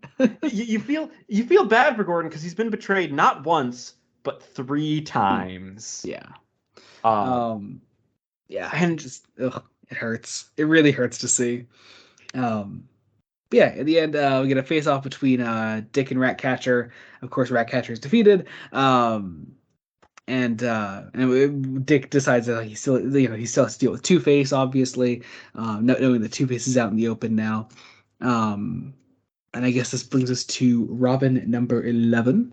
I really love the Robin covers in particular in this collection. Just yeah, I really nice. believe, yeah, they're all Tom Grummett. Yeah. So, Um, once again, Chuck Dixon being Chuck Dixon. The first couple pages of this are whatever. whatever. The art is by Phil Jimenez. Oh, that's right. Yes. Yeah, he's Haha. in. But yeah, okay. I like the nightmare of Tim showing up to school as Robin. Like, Mhm. that's a very nice insight to who he is. I also like that Tim is sleeping in a Superman t-shirt. Yeah. Uh, like I could, you know what? I can imagine most of the three of the Robins being big fans of Superman. Yeah. The one not being, Damien, because I feel like Damien wouldn't like want to dishonor his father that way. Yeah. But like it's nice. Tim's dad is gonna try to take him fishing um before he goes to school. And it's a nice bit of father-son bonding. Just that we see. And then you have Two-Face shooting shooting a mannequin of Robin. Okay. This I love it. This fucking cartoony 60s Batman show shit. And it It's great. works. But my question is, where did you buy that, I Harvey? don't know. Same place that Joker and Christmas with the Joker got those cardboard cutouts for the audience. Yes. Um, yeah. Or Uh, or or the far funnier idea that Harvey Dent built that himself just so he could shoot it. yeah. Also, okay, so the whole, computer error, because it's in binary, that meaning there are only two options, a 0 or a 1 for each figure, for each like input space in binary, like that's appealing to Two-Face. Again, Haha. 1960s style shit. Yep. Oh, I love it. We get some more awkward scenes between Tim and his girlfriend, which That, whatever. I'm sorry. These characters do not have chemistry. No, They God no. don't. What's I know you say that Tim and Stephanie have really good chemistry. Oh, my one of my favorite comic book relationships. I We're love gonna that. eventually have to read some of their stuff for the We're going. podcast We're someday. absolutely going to. Yeah, And I I'm I'm really just love it. I'm just curious, like, because I know Dixon had to write at least some of that. So, like, does he I don't think. improve? I don't think I've read any of the Dixon writing of Tim and Okay, Steph. that I've you know what I've only read their relationship written by other writers that that that aren't that gives Dixon. me more confidence then because I I'm not. I'm assuming Dixon did write their stuff. But I don't think I've ever read Dixon writing their relationship. yeah, but yeah, like also the way Ariana is portrayed here is Yeah. it's weird. It's borderline sexist because she's like in an apron and she's making food. It it, Mhm. I it mean, if you're feels worried about sexist Chuck Dixon, just wait till our next Robin issue. yeah. Yeah. Um Yeah. and like Um, this should be interesting stuff. This should be great stuff, right? Because it's trying to balance the superhero and personal life. yeah. That should be interesting. There's a lot of the early Invincible comic thrives on that as an idea. But this just doesn't quite work. Um, Two-Face, uh, you know, sets off a crime wave. I'm kind of sad that Dixon didn't go full 60s and put him in like the orange or like even full or late 80s and put him in the orange and purple. He's mm. in black and white, which See, but I do like it that it's a tuxedo and like everything's split down the middle, not just the suit jacket, but the dress shirt and the bow tie. Like I kind of love that. yes, that's That's really nice. nice. Well, he has the purple and orange on earlier. Yeah, he does. I also wonder if this was the introduction of this particular Two-Face costume, because this like color scheme. Oh yeah, they do that exact thing a lot later on, just Yeah. minus the bow tie. Minus the bow tie. Give him a bow tie though. Give him a bow tie. Let him. Right, Two-Face bow tie is very nice. Yes. Um, And you anyway. just see all the bodies as like the GCPD comes in, and it's cold. You see Dick and Tim watching from afar.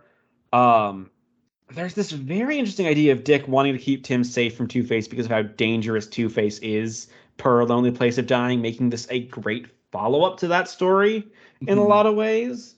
Yeah. Also, towards the end of the issue, Two-Face gets a chainsaw, and that's great. Um,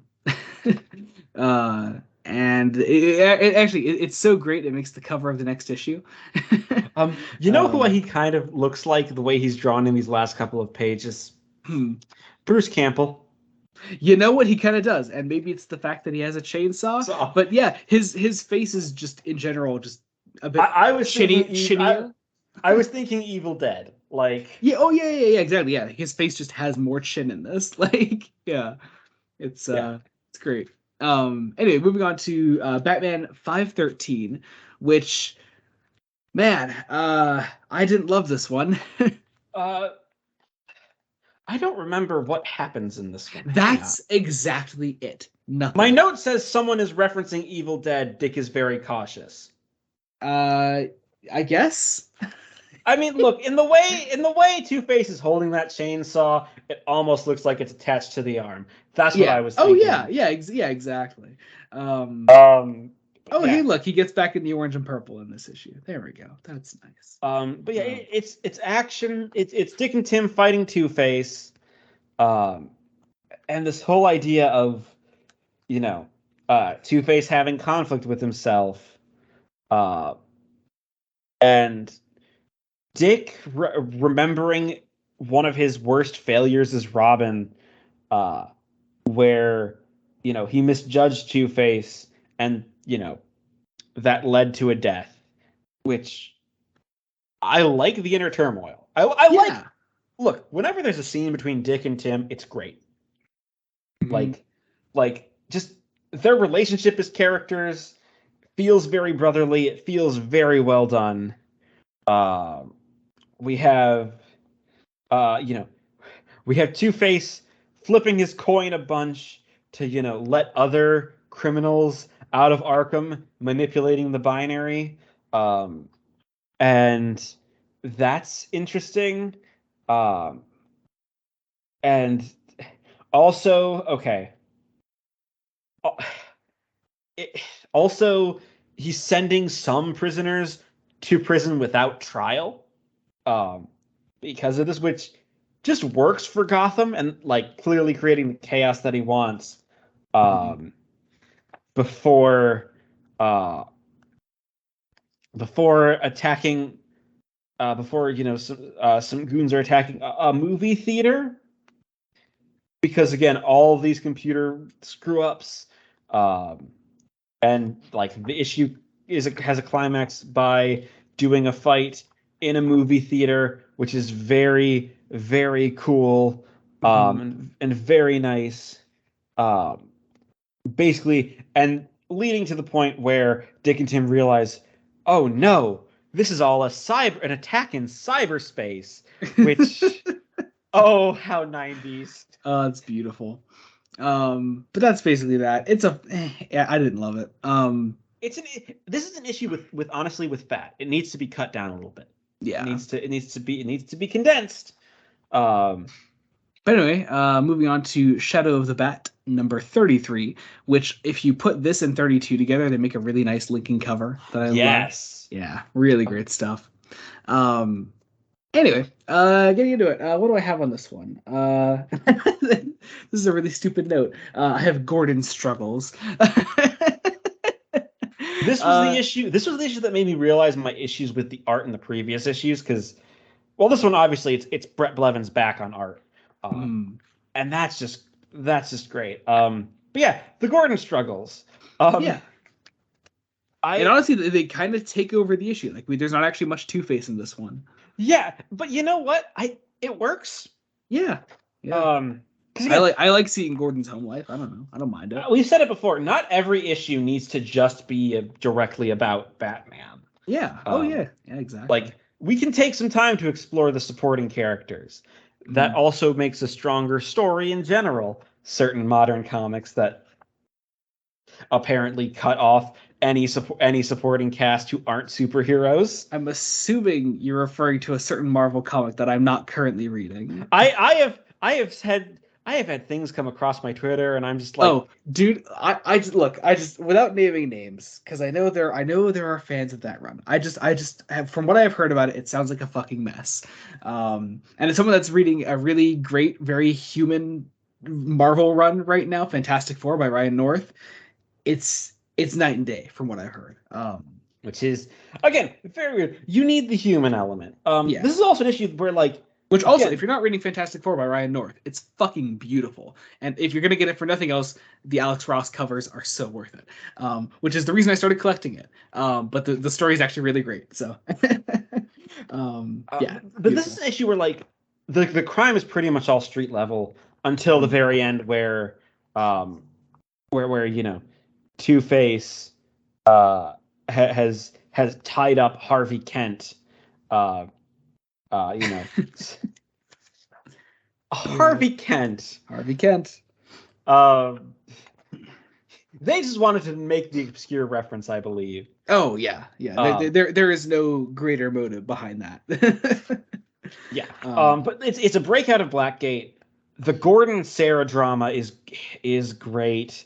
Because mostly great. I have a feeling that Sarah, honestly, after Nightfall and Knightsend, would probably be a bit more. It would take a little bit more to rattle that relationship. Like, she would be a little understanding, but oh well. There's also some cool use of gadgets, like Dick and Tim glide into the prison. Yeah. On, like, bat wings. It's over the top. I love it. Bring back the literal bat wings. Yeah. I guess that does it for that one then. Yeah. Moving on to Detective Comics 680. Let's get into it. I also said, why is this issue also going hard with the art? Yeah. We even get a very modern looking, like, vertical 2 pages, which is really nice. I mean, it's because the pencils are between Graham Nolan and Lee Weeks for the entire issue. Which is very nice. You know, we're still dealing with the prison riot, while Two-Face is just trying to bait Batman into coming, and, you know, finding him. The whole idea being the balance of he and Kent somehow have the balance. It's not really explained very well, because it's the metatextual thing of Harvey Kent was the original name for Two-Face, which I don't think quite works to hang a story on. But it's what we've got. And fairly early on, with Tim at home doing some research, he's on the phone. We get the briefest of Barbara Gordon just cameos. The tiniest one. What was with this fucking saga? And it's fear of Barbara Gordon. Maybe something was going on in, like, Suicide Squad where she couldn't, like, appear or something. I don't know. Maybe. Like, I don't know. What if? I'm glad whenever she does show up, but, like, she should be in this more. Like, she's the perfect character to bring in. And you know, have she'd have stuff to do that are really interesting. Yeah. But then we actually get a scene between Barbara and Jim Gordon then, which is really nice to see. Right after Sarah proposes a divorce because Jim is pushing her away, which I get. I just think it works in the context. It could be handled better. It could be handled a lot better. Yeah. I do love Barbara and her dad having just this discussion. Also, then of all things, we get a fucking Clue Master appearance. Yeah, you know who Clue Master is? Isn't that, you know, Stephanie Brown's father? Yeah. Yeah, because I was like, hang on, isn't that Stephanie Brown's father? Does this mean we're getting Stephanie Brown content? randomly. Nope. No. Nope. No such thing. I will say Yeah. what I do like about Prodigal is that, for the most part, it's lesser known B and C list villains. Yeah, Like, yeah, like Ratcatcher and Clue Master. Just having them pop up here is really and nice. I think that really works with what they're going for, just Mhm. because Dick is kind of insecure about being Batman. Yeah. While and it also breathes a breath of fresh air because Nightfall and Night Quest have been so villain heavy, Mhm. so villain heavy. But Tim gets captured. Yep. Uh, Tim reveal. I love Tim's sass. Like, Mhm. it's you helped me get the job, Two-Face. You were my first slam dunk, kind of like an audition. Um, so Tim and Harvey Kent are both tied to separate tables. They're goading Batman, and the idea is, he's gonna kill one of them because balance. And then, against all odds, like you have two pallets of boxes hanging above both of them that they could come crashing down at any moment at the flip of a coin. Uh, a batarang knocks the coin out of Two-Face's hand, and Dick Grayson rides a forklift. He tries to kill Two-Face with the forklift. And that is, again, this feels camp Silver Age, and I love it. Oh, totally. Yeah.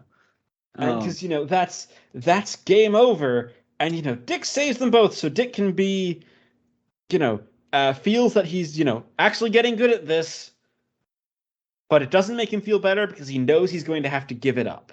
Yeah. And so now we're sort of entering the home stretch of Prodigal. Yes, and as such, the home stretch of Nightfall. We are. Oh God, this is it. This is the home stretch. So, Robin 13 or 12 or 12. 12. 12. Fuck, I was skipping to the end. Can we just skip to the end? No, we can't. So this is where they actually start setting up the Troika story arc in like a little bit. Which I like. I get it, but also collect Troika in the original volumes because that's kind of important. It includes Vengeance of Bane #2, which is actually a really interesting story about Bane and Bruce facing off once Jacob, again. shut the fuck up. Okay, so we have. We could totally skip this issue. I would not blame you at all. We have more Chuck Dixon Can't Write Romance. Tim and Ariana are on a date at a movie. Tim just has rage that, I don't know. This rage doesn't feel very Tim Drake, right? Like, it doesn't. It feels like Dixon is writing a teenager because he gets a pop spilled on him, and like he's like, I could really beat them up, but I don't have to. It reads like. You know that John Mulaney bit where he's like, how I'm always filled with rage? Except not a bit. Yeah. There is actually a really nice like 2-page spread here with like Tim like letting out his rage. Where he's just like beating on criminals and Dick isn't actually doing much in the background as Batman. Dick is just like he's just watching him just demolish people. But whatever. All right, then we get horny Chuck Dixon. Oh God. We could just skip it. We could just skip this issue. Can we also just say horny Chuck Dixon doesn't feel like also this woman looks just like Tim's girlfriend. Yes. Also, like, so like Tim's dad gets like a personal trainer to help with his rehabilitation, which is like perfectly fine plot point. But it's just horny Chuck Dixon. That's all it is. Here's the thing. Tim is also drawn on it's on the page, like in the lower left panel before we see her. He looks like he's in horror. Yeah. This man doesn't look attracted to this woman. He looks horrified. This is the page where modern writers decided Tim was bi. This is This is the start of it, because listen. It also, that decision also pisses off Chuck Dixon to no end. So I don't care how I'll take bad. even though I personally think it doesn't actually serve any purpose in Tim's character. I'll take it to piss off Chuck Dixon. Yeah, just piss off the Nazi. Yeah, let's take it. Anyway, let's close this shit out. Yeah, so there's fighting. Tim meets up with his girlfriend again, I guess. And then fucking KG Beast shows up at the end. Yeah, all because that is setting up like. Wait, I forget. Do you know who KG Beast is? Yeah, we've talked about him before. Have we? Because he's a Jim Starlin creation. That's right. Yeah, because we Batman v Superman. Yeah. He was in Batman v Superman. That he was. And Jim Starlin was paid more for him than he was by the MCU for Thanos, which is again baffling, utterly baffling. But yeah. Pay your fucking creators. Anyway. Pay your creators. Moving on to Batman 514, which is a Batman 514. Oh god. We're almost at the end. I just want to skim through it all. So this is actually where Dick gets to have some really good introspection. Yeah. It's like, there's this great idea of, it's like, it takes guts to wear a bat on your heart, but he doesn't know if he wants to do it anymore. Mm-hmm. Especially since, it's been a while. He's become confident and he doesn't like it. Now, okay. This is an issue about drug dealers. And wait, okay, I don't know why, but when you said issue, my mind didn't think that you were talking about like a comic book issue. I thought you were just saying like, oh yeah, this is an issue with drug dealers, like in your personal experience with them. My personal experience with drug dealers. This is my problem with drug dealers. No, this is an issue that tackles. I'm really tired. That tackles drug dealers. It's been a long week. It's been a long week, and okay, their designs are not the best. No, they are not. They play into some stereotypes. They are probably racist. Yeah, they're racist. Like, okay, there are also some gun runners, and so there is. It's a hostage situation. Then there's this guy called Castle, which in my mind only casts Nathan Fillion.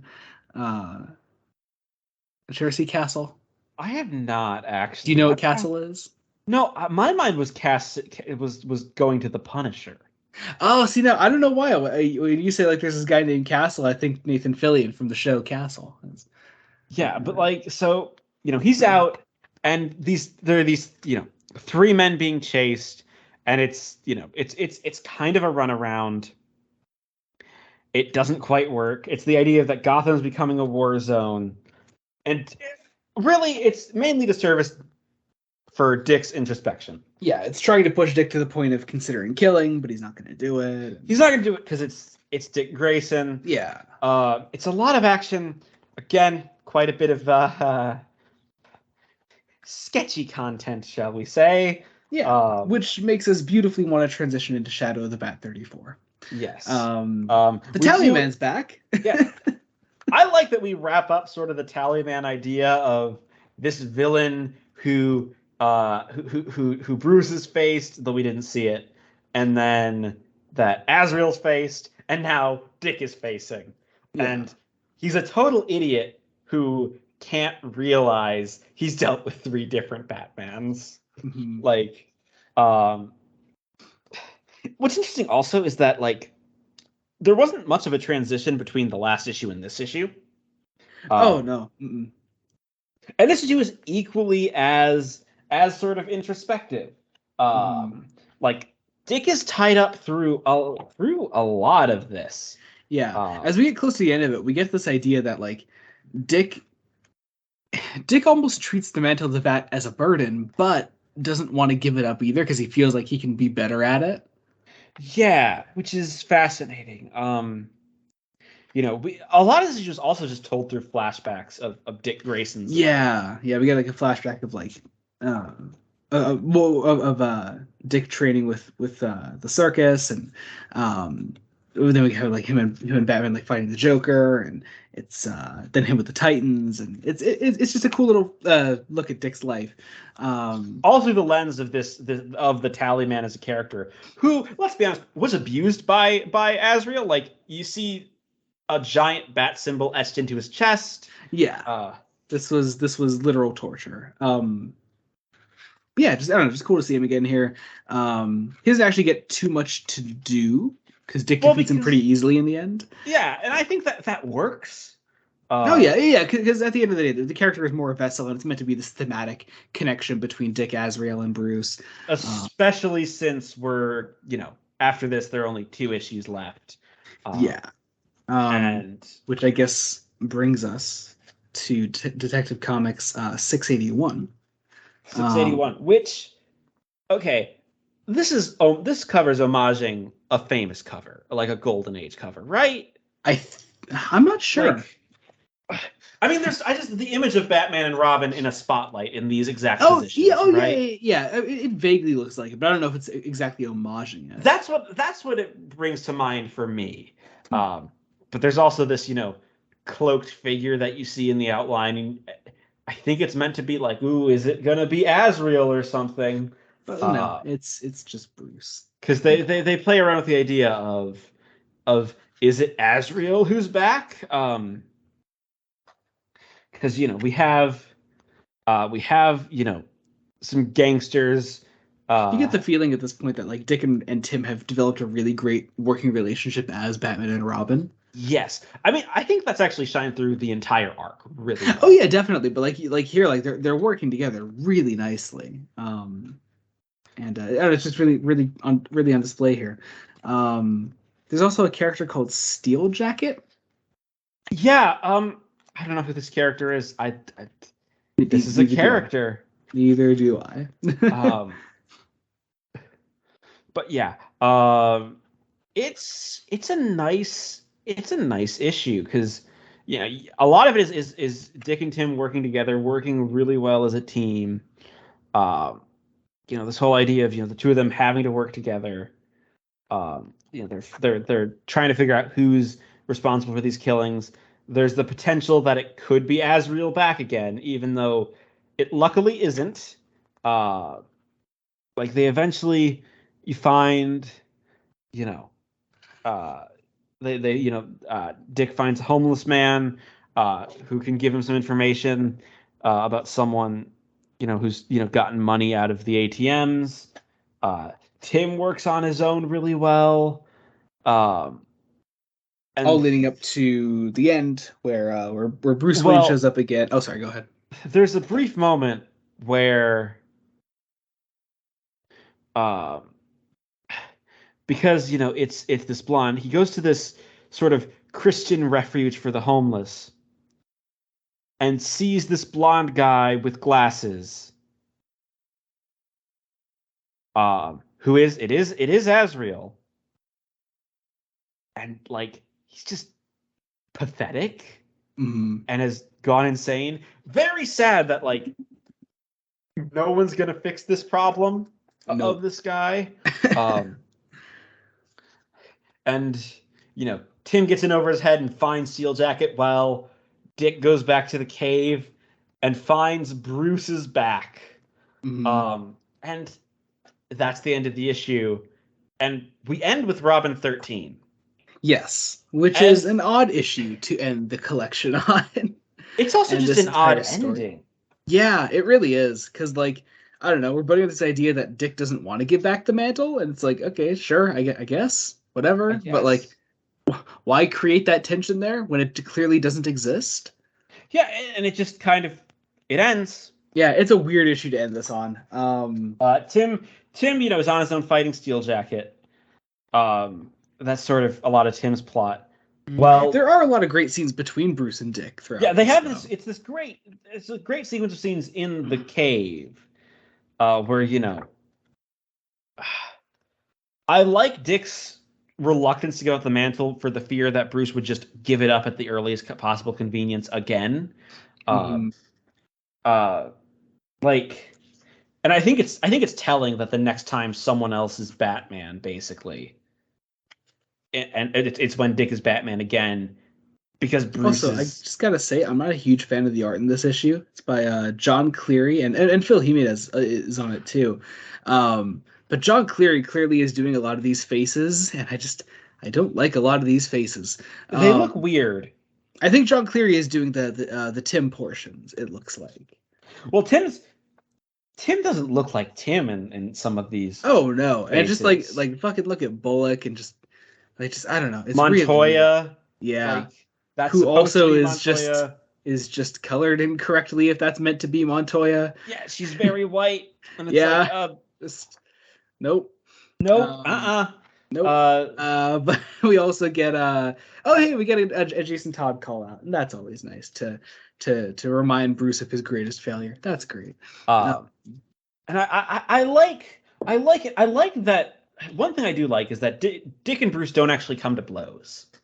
Um, mhm. they don't Yeah, end up. there is tension there, and it feels like a little bit unearned because again, the handing over of the mantle to Dick temporarily was always very mutual and understanding. So the tension feels a little odd to be here.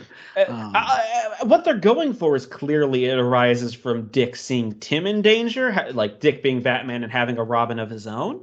yeah, Um, yeah. though that's just not been explored enough up to this point, which is why.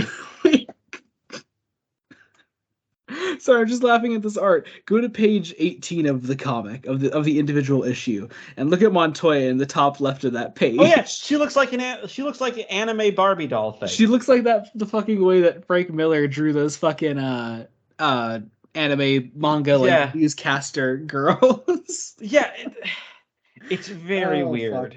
That's terrible. That's really, really terrible. I do Oh my like god, look at Tim at the bottom of page 20. That's so bad. that right half of Tim on that page almost looks like Damien.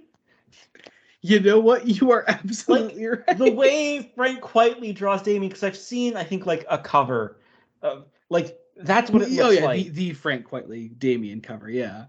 Um, Yeah. Um, but yeah, I will say I love that it comes down to this whole Bruce convinces Dick that this is all about, fathers and sons.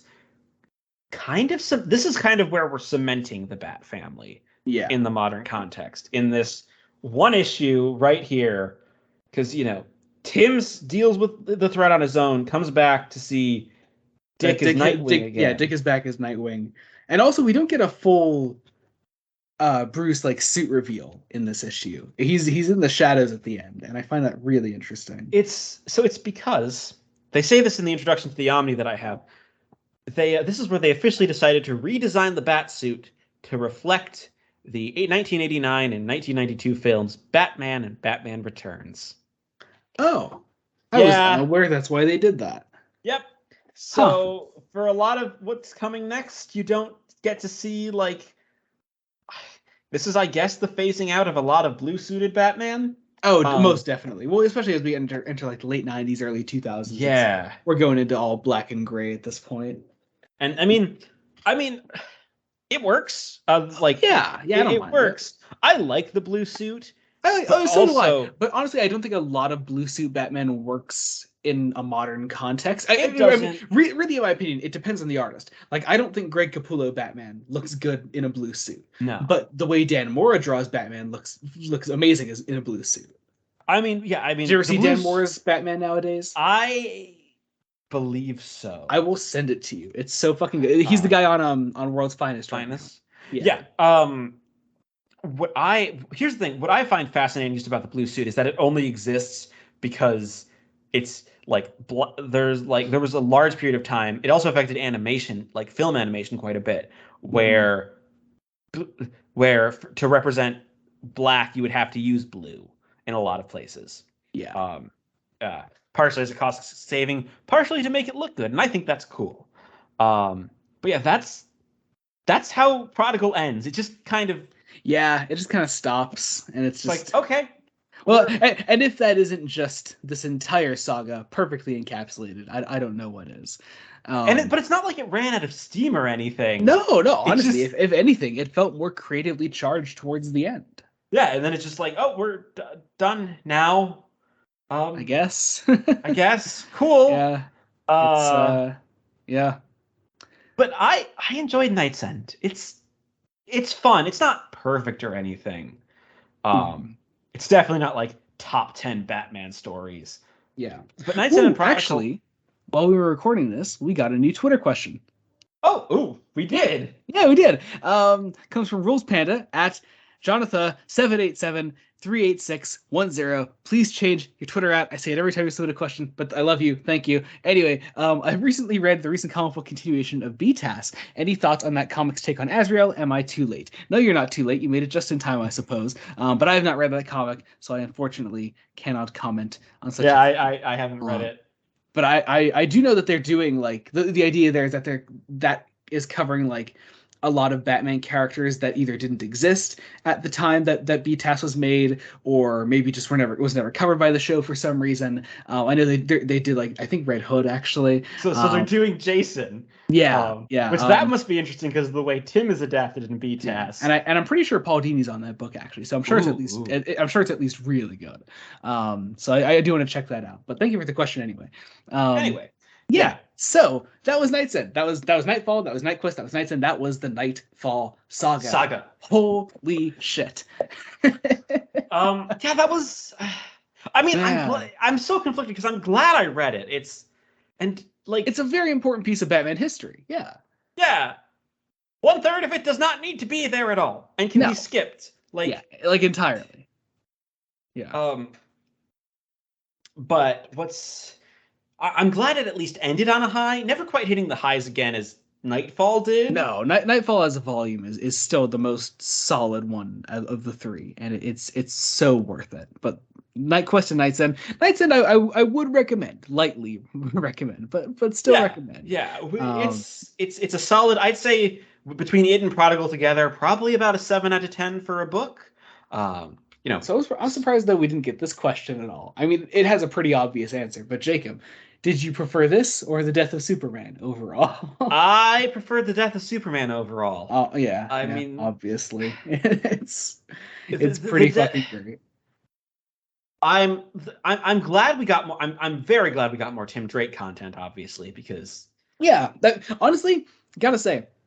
Because a lot of my choices behind like the early Batman stories that we read, I was like, I want to introduce you to like Bruce as a character and really have you like understand who he is, and then get you into the Bat family. So we did like Dick Grayson stuff, Jason Todd stuff, and this was really one of the big reasons I had this here was for its Tim Drake content. Yes, and so I'm glad you enjoyed that. It was one of the big goals behind reading this. Now we just need to hit Barbara Gordon and Damian Wayne. We'll get there. Trust me. The Bat family is massive, and I still want to like sprinkle in a lot of other DC comics at the same time. So yes, I have you have no idea like just how hard it is. The fact that we're almost 40 episodes in. This is episode 39, and we have still barely scratched the surface of all the things I want you to read. Like there's so much to cover, and I want to be a good guide through all this. I want to be like I want to get you through things that I really like, and also things that I feel like are essential for general comic reading, even if I'm not a big fan of them myself. Acknowledging it's balancing the schedule out.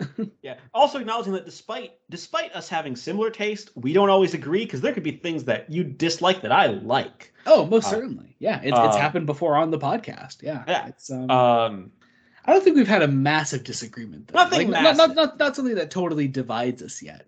I really would like to find that comic someday. So anyway, so you mentioned earlier we did have adapted material for this episode. There's when was it made? 94. 94, Jesus. There was a Batman audio drama made by Dirk Maggs, the guy that adapted The Sandman for Audible, and he also did Death of Superman one that we never actually listened to. He also did a special like 50 Years of Batman one original called The Lazarus Syndrome, which uses basically the same cast It's sort plus, which as far as I haven't been able to find a copy of it. I would like to find a copy because it adapts Jason Todd. Oh, huh. Like there are apparently flashbacks to Death in the Family, and I want to hear Mags's take on Death in the Family. That is interesting. Huh. Yeah, because it's post Jason, pre Tim, I believe. Um, which is interesting. This was produced for BBC Radio 4, Mhm. so it's a 3-hour audio drama, 3-hour long episodes. Yep. There's also it also I guess takes place within the Dirk Maggs audio universe because Apparently, it uses like because Scarecrow's in the Sandman, and the guy that plays the Scarecrow in that plays the Scarecrow in the Nightfall audio, which is really so funny. But yeah, as a whole, the thing adapts mostly just Nightfall, mostly just the first volume. It's a 3 disc set. They're all about an hour each, and they're still adapting the first volume well into the 3rd disc. yes. It's an odd way to do it, but I mean, hey, it's the best portion of it, so I guess I will say, I will say, in the way they adapted it, one, we actually do spend a decent chunk of the first disc establishing prelude stuff, yeah, which I think is actually really important. They give Asriel's backstory at the top, yep, which as they is should. very important. They also make this Tim's first outing as Robin, Mhm. essentially. I also just don't like the guy that plays Tim in it. Well, He's not a very good Tim. he Come was a on. kid.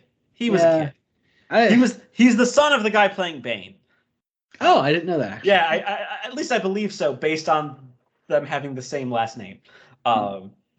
And the Mags generally does a good cast. I find it fascinating. So they basically kept most of Nightfall as is, um, in some way. They cut out the 3 Shout of the Bad issues, and they condensed a couple of things. One, I think Mags did a great job of converting the comic to audio, um, because unlike what he would do with the Sandman, this isn't meant to be an almost audiobook-esque production. This is a radio drama, so there isn't like the omniscient narrator. There isn't the there aren't as many. It isn't like an issue by issue. It's adapted to be It's not even split up into episodes. It's 3 discs, but they all just sort of blend into one another. yeah. Um, I there's some really great. I think there's also just some what they kept is great. The way they do Night Quest is Is also non-existent. well. No, they do it. They do They do it. Abattoir, and they do the Joker movie bit. Yeah. Well, they do the essential scenes from those first 2 Detective Comic issues, aka the scenes with Tim, um, and not the stupid cowboys. Yep. They then do the Joker bits, which are great. They then do Abattoir, and intercut through all this, they adapt the Search. They adapt pretty much all of the Search, bar the first 2 issues. Um, and that helps actually. It makes you realize where Night Quest could have succeeded if the comics focused more on the Search and the Crusade wasn't 20 plus issues long. Indeed. And then Knightsend, it's just Knightsend, and it is really rushed. That is true. They now I'm glad they cut out the Gunrunners plot from Knightsend.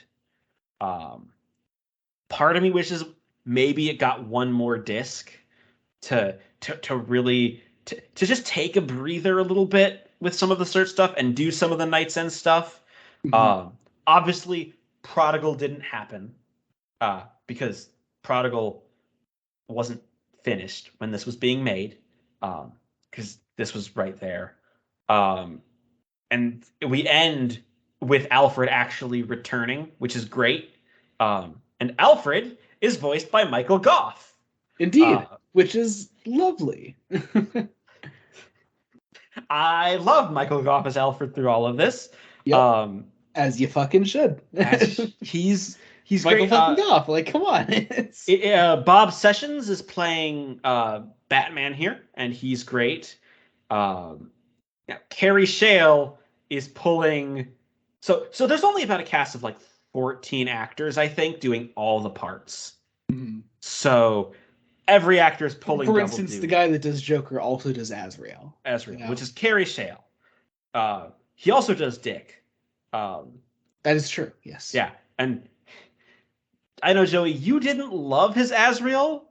I did not. I liked what he was going for. He made Azrael a bit more meek, especially at the His beginning. his Joker I did love.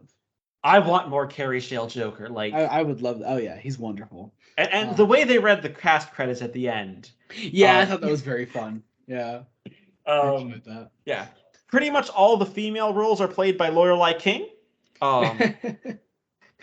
Pretty much all the female roles.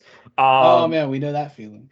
Yeah, which is, I get it. You're a limited cast, and we get it, nerds. But you could have, Dirk. You could have found someone else in BBC Radio. Yeah. I will say the production values are actually really good. Like, yeah, they're fine. Like obviously with the Sandman they improved because Mags has more resources, but and also it's fucking Audible. Yes, it's Audible. Whereas this you have a fucking budget. Like, yeah, where this is the BBC. Honestly, you can find it on the Internet Archive, and I believe it's uploaded to YouTube. Jacob, what you mean to say is you could, if you really wanted to find it on the Internet Archive. We did not, because we, as good Samaritans, do not trust the Internet Archive, for they are stealing from authors or something. I mean, okay, they are technically infringing on copyright, but also they house so many things that are out of print and will never be back in print. Yeah. And like things like Such as this. So just getting that out there. We Yes. also listened to, I guess, a supposed special edition of it, which has slightly improved sound quality, but also just has a Jim Lee drawing from Hush as the cover. Yes, which I find kind of funny. Yeah, I think what they did there is they remastered it in like the early 2000s for like an actual CD release, basically. I'm glad we were able to listen to it though, because it's such an interesting adaptation. Because we really do need to listen to the Death of Superman one someday. Yeah, and you know what could be fun? Hypothetical bonus episode. If we read that 30th anniversary Death of Superman anthology and listen to the radio drama. Ooh, that could be fun. That could be fun. We'll talk about it. We'll talk about it. Yeah, because I really did like that 30th anniversary anthology. That was really cool. Yeah. But yeah. Anyway, for a later date. Yeah. Honestly, I guess. Seek it out. It's great. That's that. All right, Jacob. Do you want to find out? Do you want to find? Do you want to find out what episode 40 is? Do you want to try to suss it out of me? Come on, like, come on. You know what it is. Yeah. It's Dark Knight 3: The Master Race. Obviously. Okay, you fucker. I was gonna jokingly say that if you said what it actually is. I love how our minds think alike. I mean, it's so obviously going to be super heady, right? Yeah, because here's the thing. I was like 99% sure. I was like, well, we're recording this right before Easter, so I'm gonna want to be having something to read. I already purchased it. That's it. Like, dude, I fucking knew it. Like, I knew that you knew that that's what it would be. Yeah, this one wasn't a secret, Joey. So I will endeavor within the next 50 episodes to be less predictable. I don't think I know what episode 42 is. I have a guess or two. But yeah. So we're reading Super Heavy and Bloom next time. It's both volumes, so that'll be sort of our closing out of the Scott Snyder Batman arc. It's just it feels weird. And again, for those that don't know, we're not covering epilogue on the podcast. First off, because it has an issue that we're going to cover someday when we start doing Tom King's Batman. So, and other than that, there are only like 2 or 3 more issues that are completely supplemental, and in my opinion, you don't need it all. The Super Heavy and Bloom fully close out every open thread from the Scott Snyder Batman run. So I'll read epilogue. Go ahead. It's fine. It's fine in the same way that Graveyard Shift is fine. I think though you mentioned to read it when we start the Tom King run, actually. Well, I mean, you could do everything except for Rebirth #1, which is included in there. Okay, So, would that be like the last thing of the? I think it's. I'll double check, but I think it's the last thing in there. Yeah, just double check so I don't accidentally. I'll do it when we're done recording. So yes, yeah. So be sure to join us next time when we read Super Heavy and Bloom. As always, I'll leave everything linked down in the description. You can check. I'll leave Amazon links down there. I'll also leave our link trees down there so you can follow us wherever we post shit. As always, I am putting out Star Trek videos every single week. You can also support my coffee if you want to see the Star Trek videos a week early. I am actually reviewing the Star Trek episodes in text form. We both just will have done This Side of Paradise. Is this weekend? This Side of Paradise would be the next one. But also, if you wanted to, you could join my coffee on the Star Trek Early Access tier, and you could watch the episode on Devil in the Dark, which is out already. It's on there. So that's cool. Anyway, I guess that about does it, right? That does it. I'm excited to finish Scott Snyder. Yeah, Scott Snyder. It's the end. Honestly, kind of sad to see him go. Yeah. I mean, hey, there's plenty more Scott Snyder goodness out there, just not his main Batman. Yeah. So, Anyway, I guess that about does it. Thank you all so much for listening. I guess until next time, this has been Joey Morgan and Jacob Licklider. And goodbye.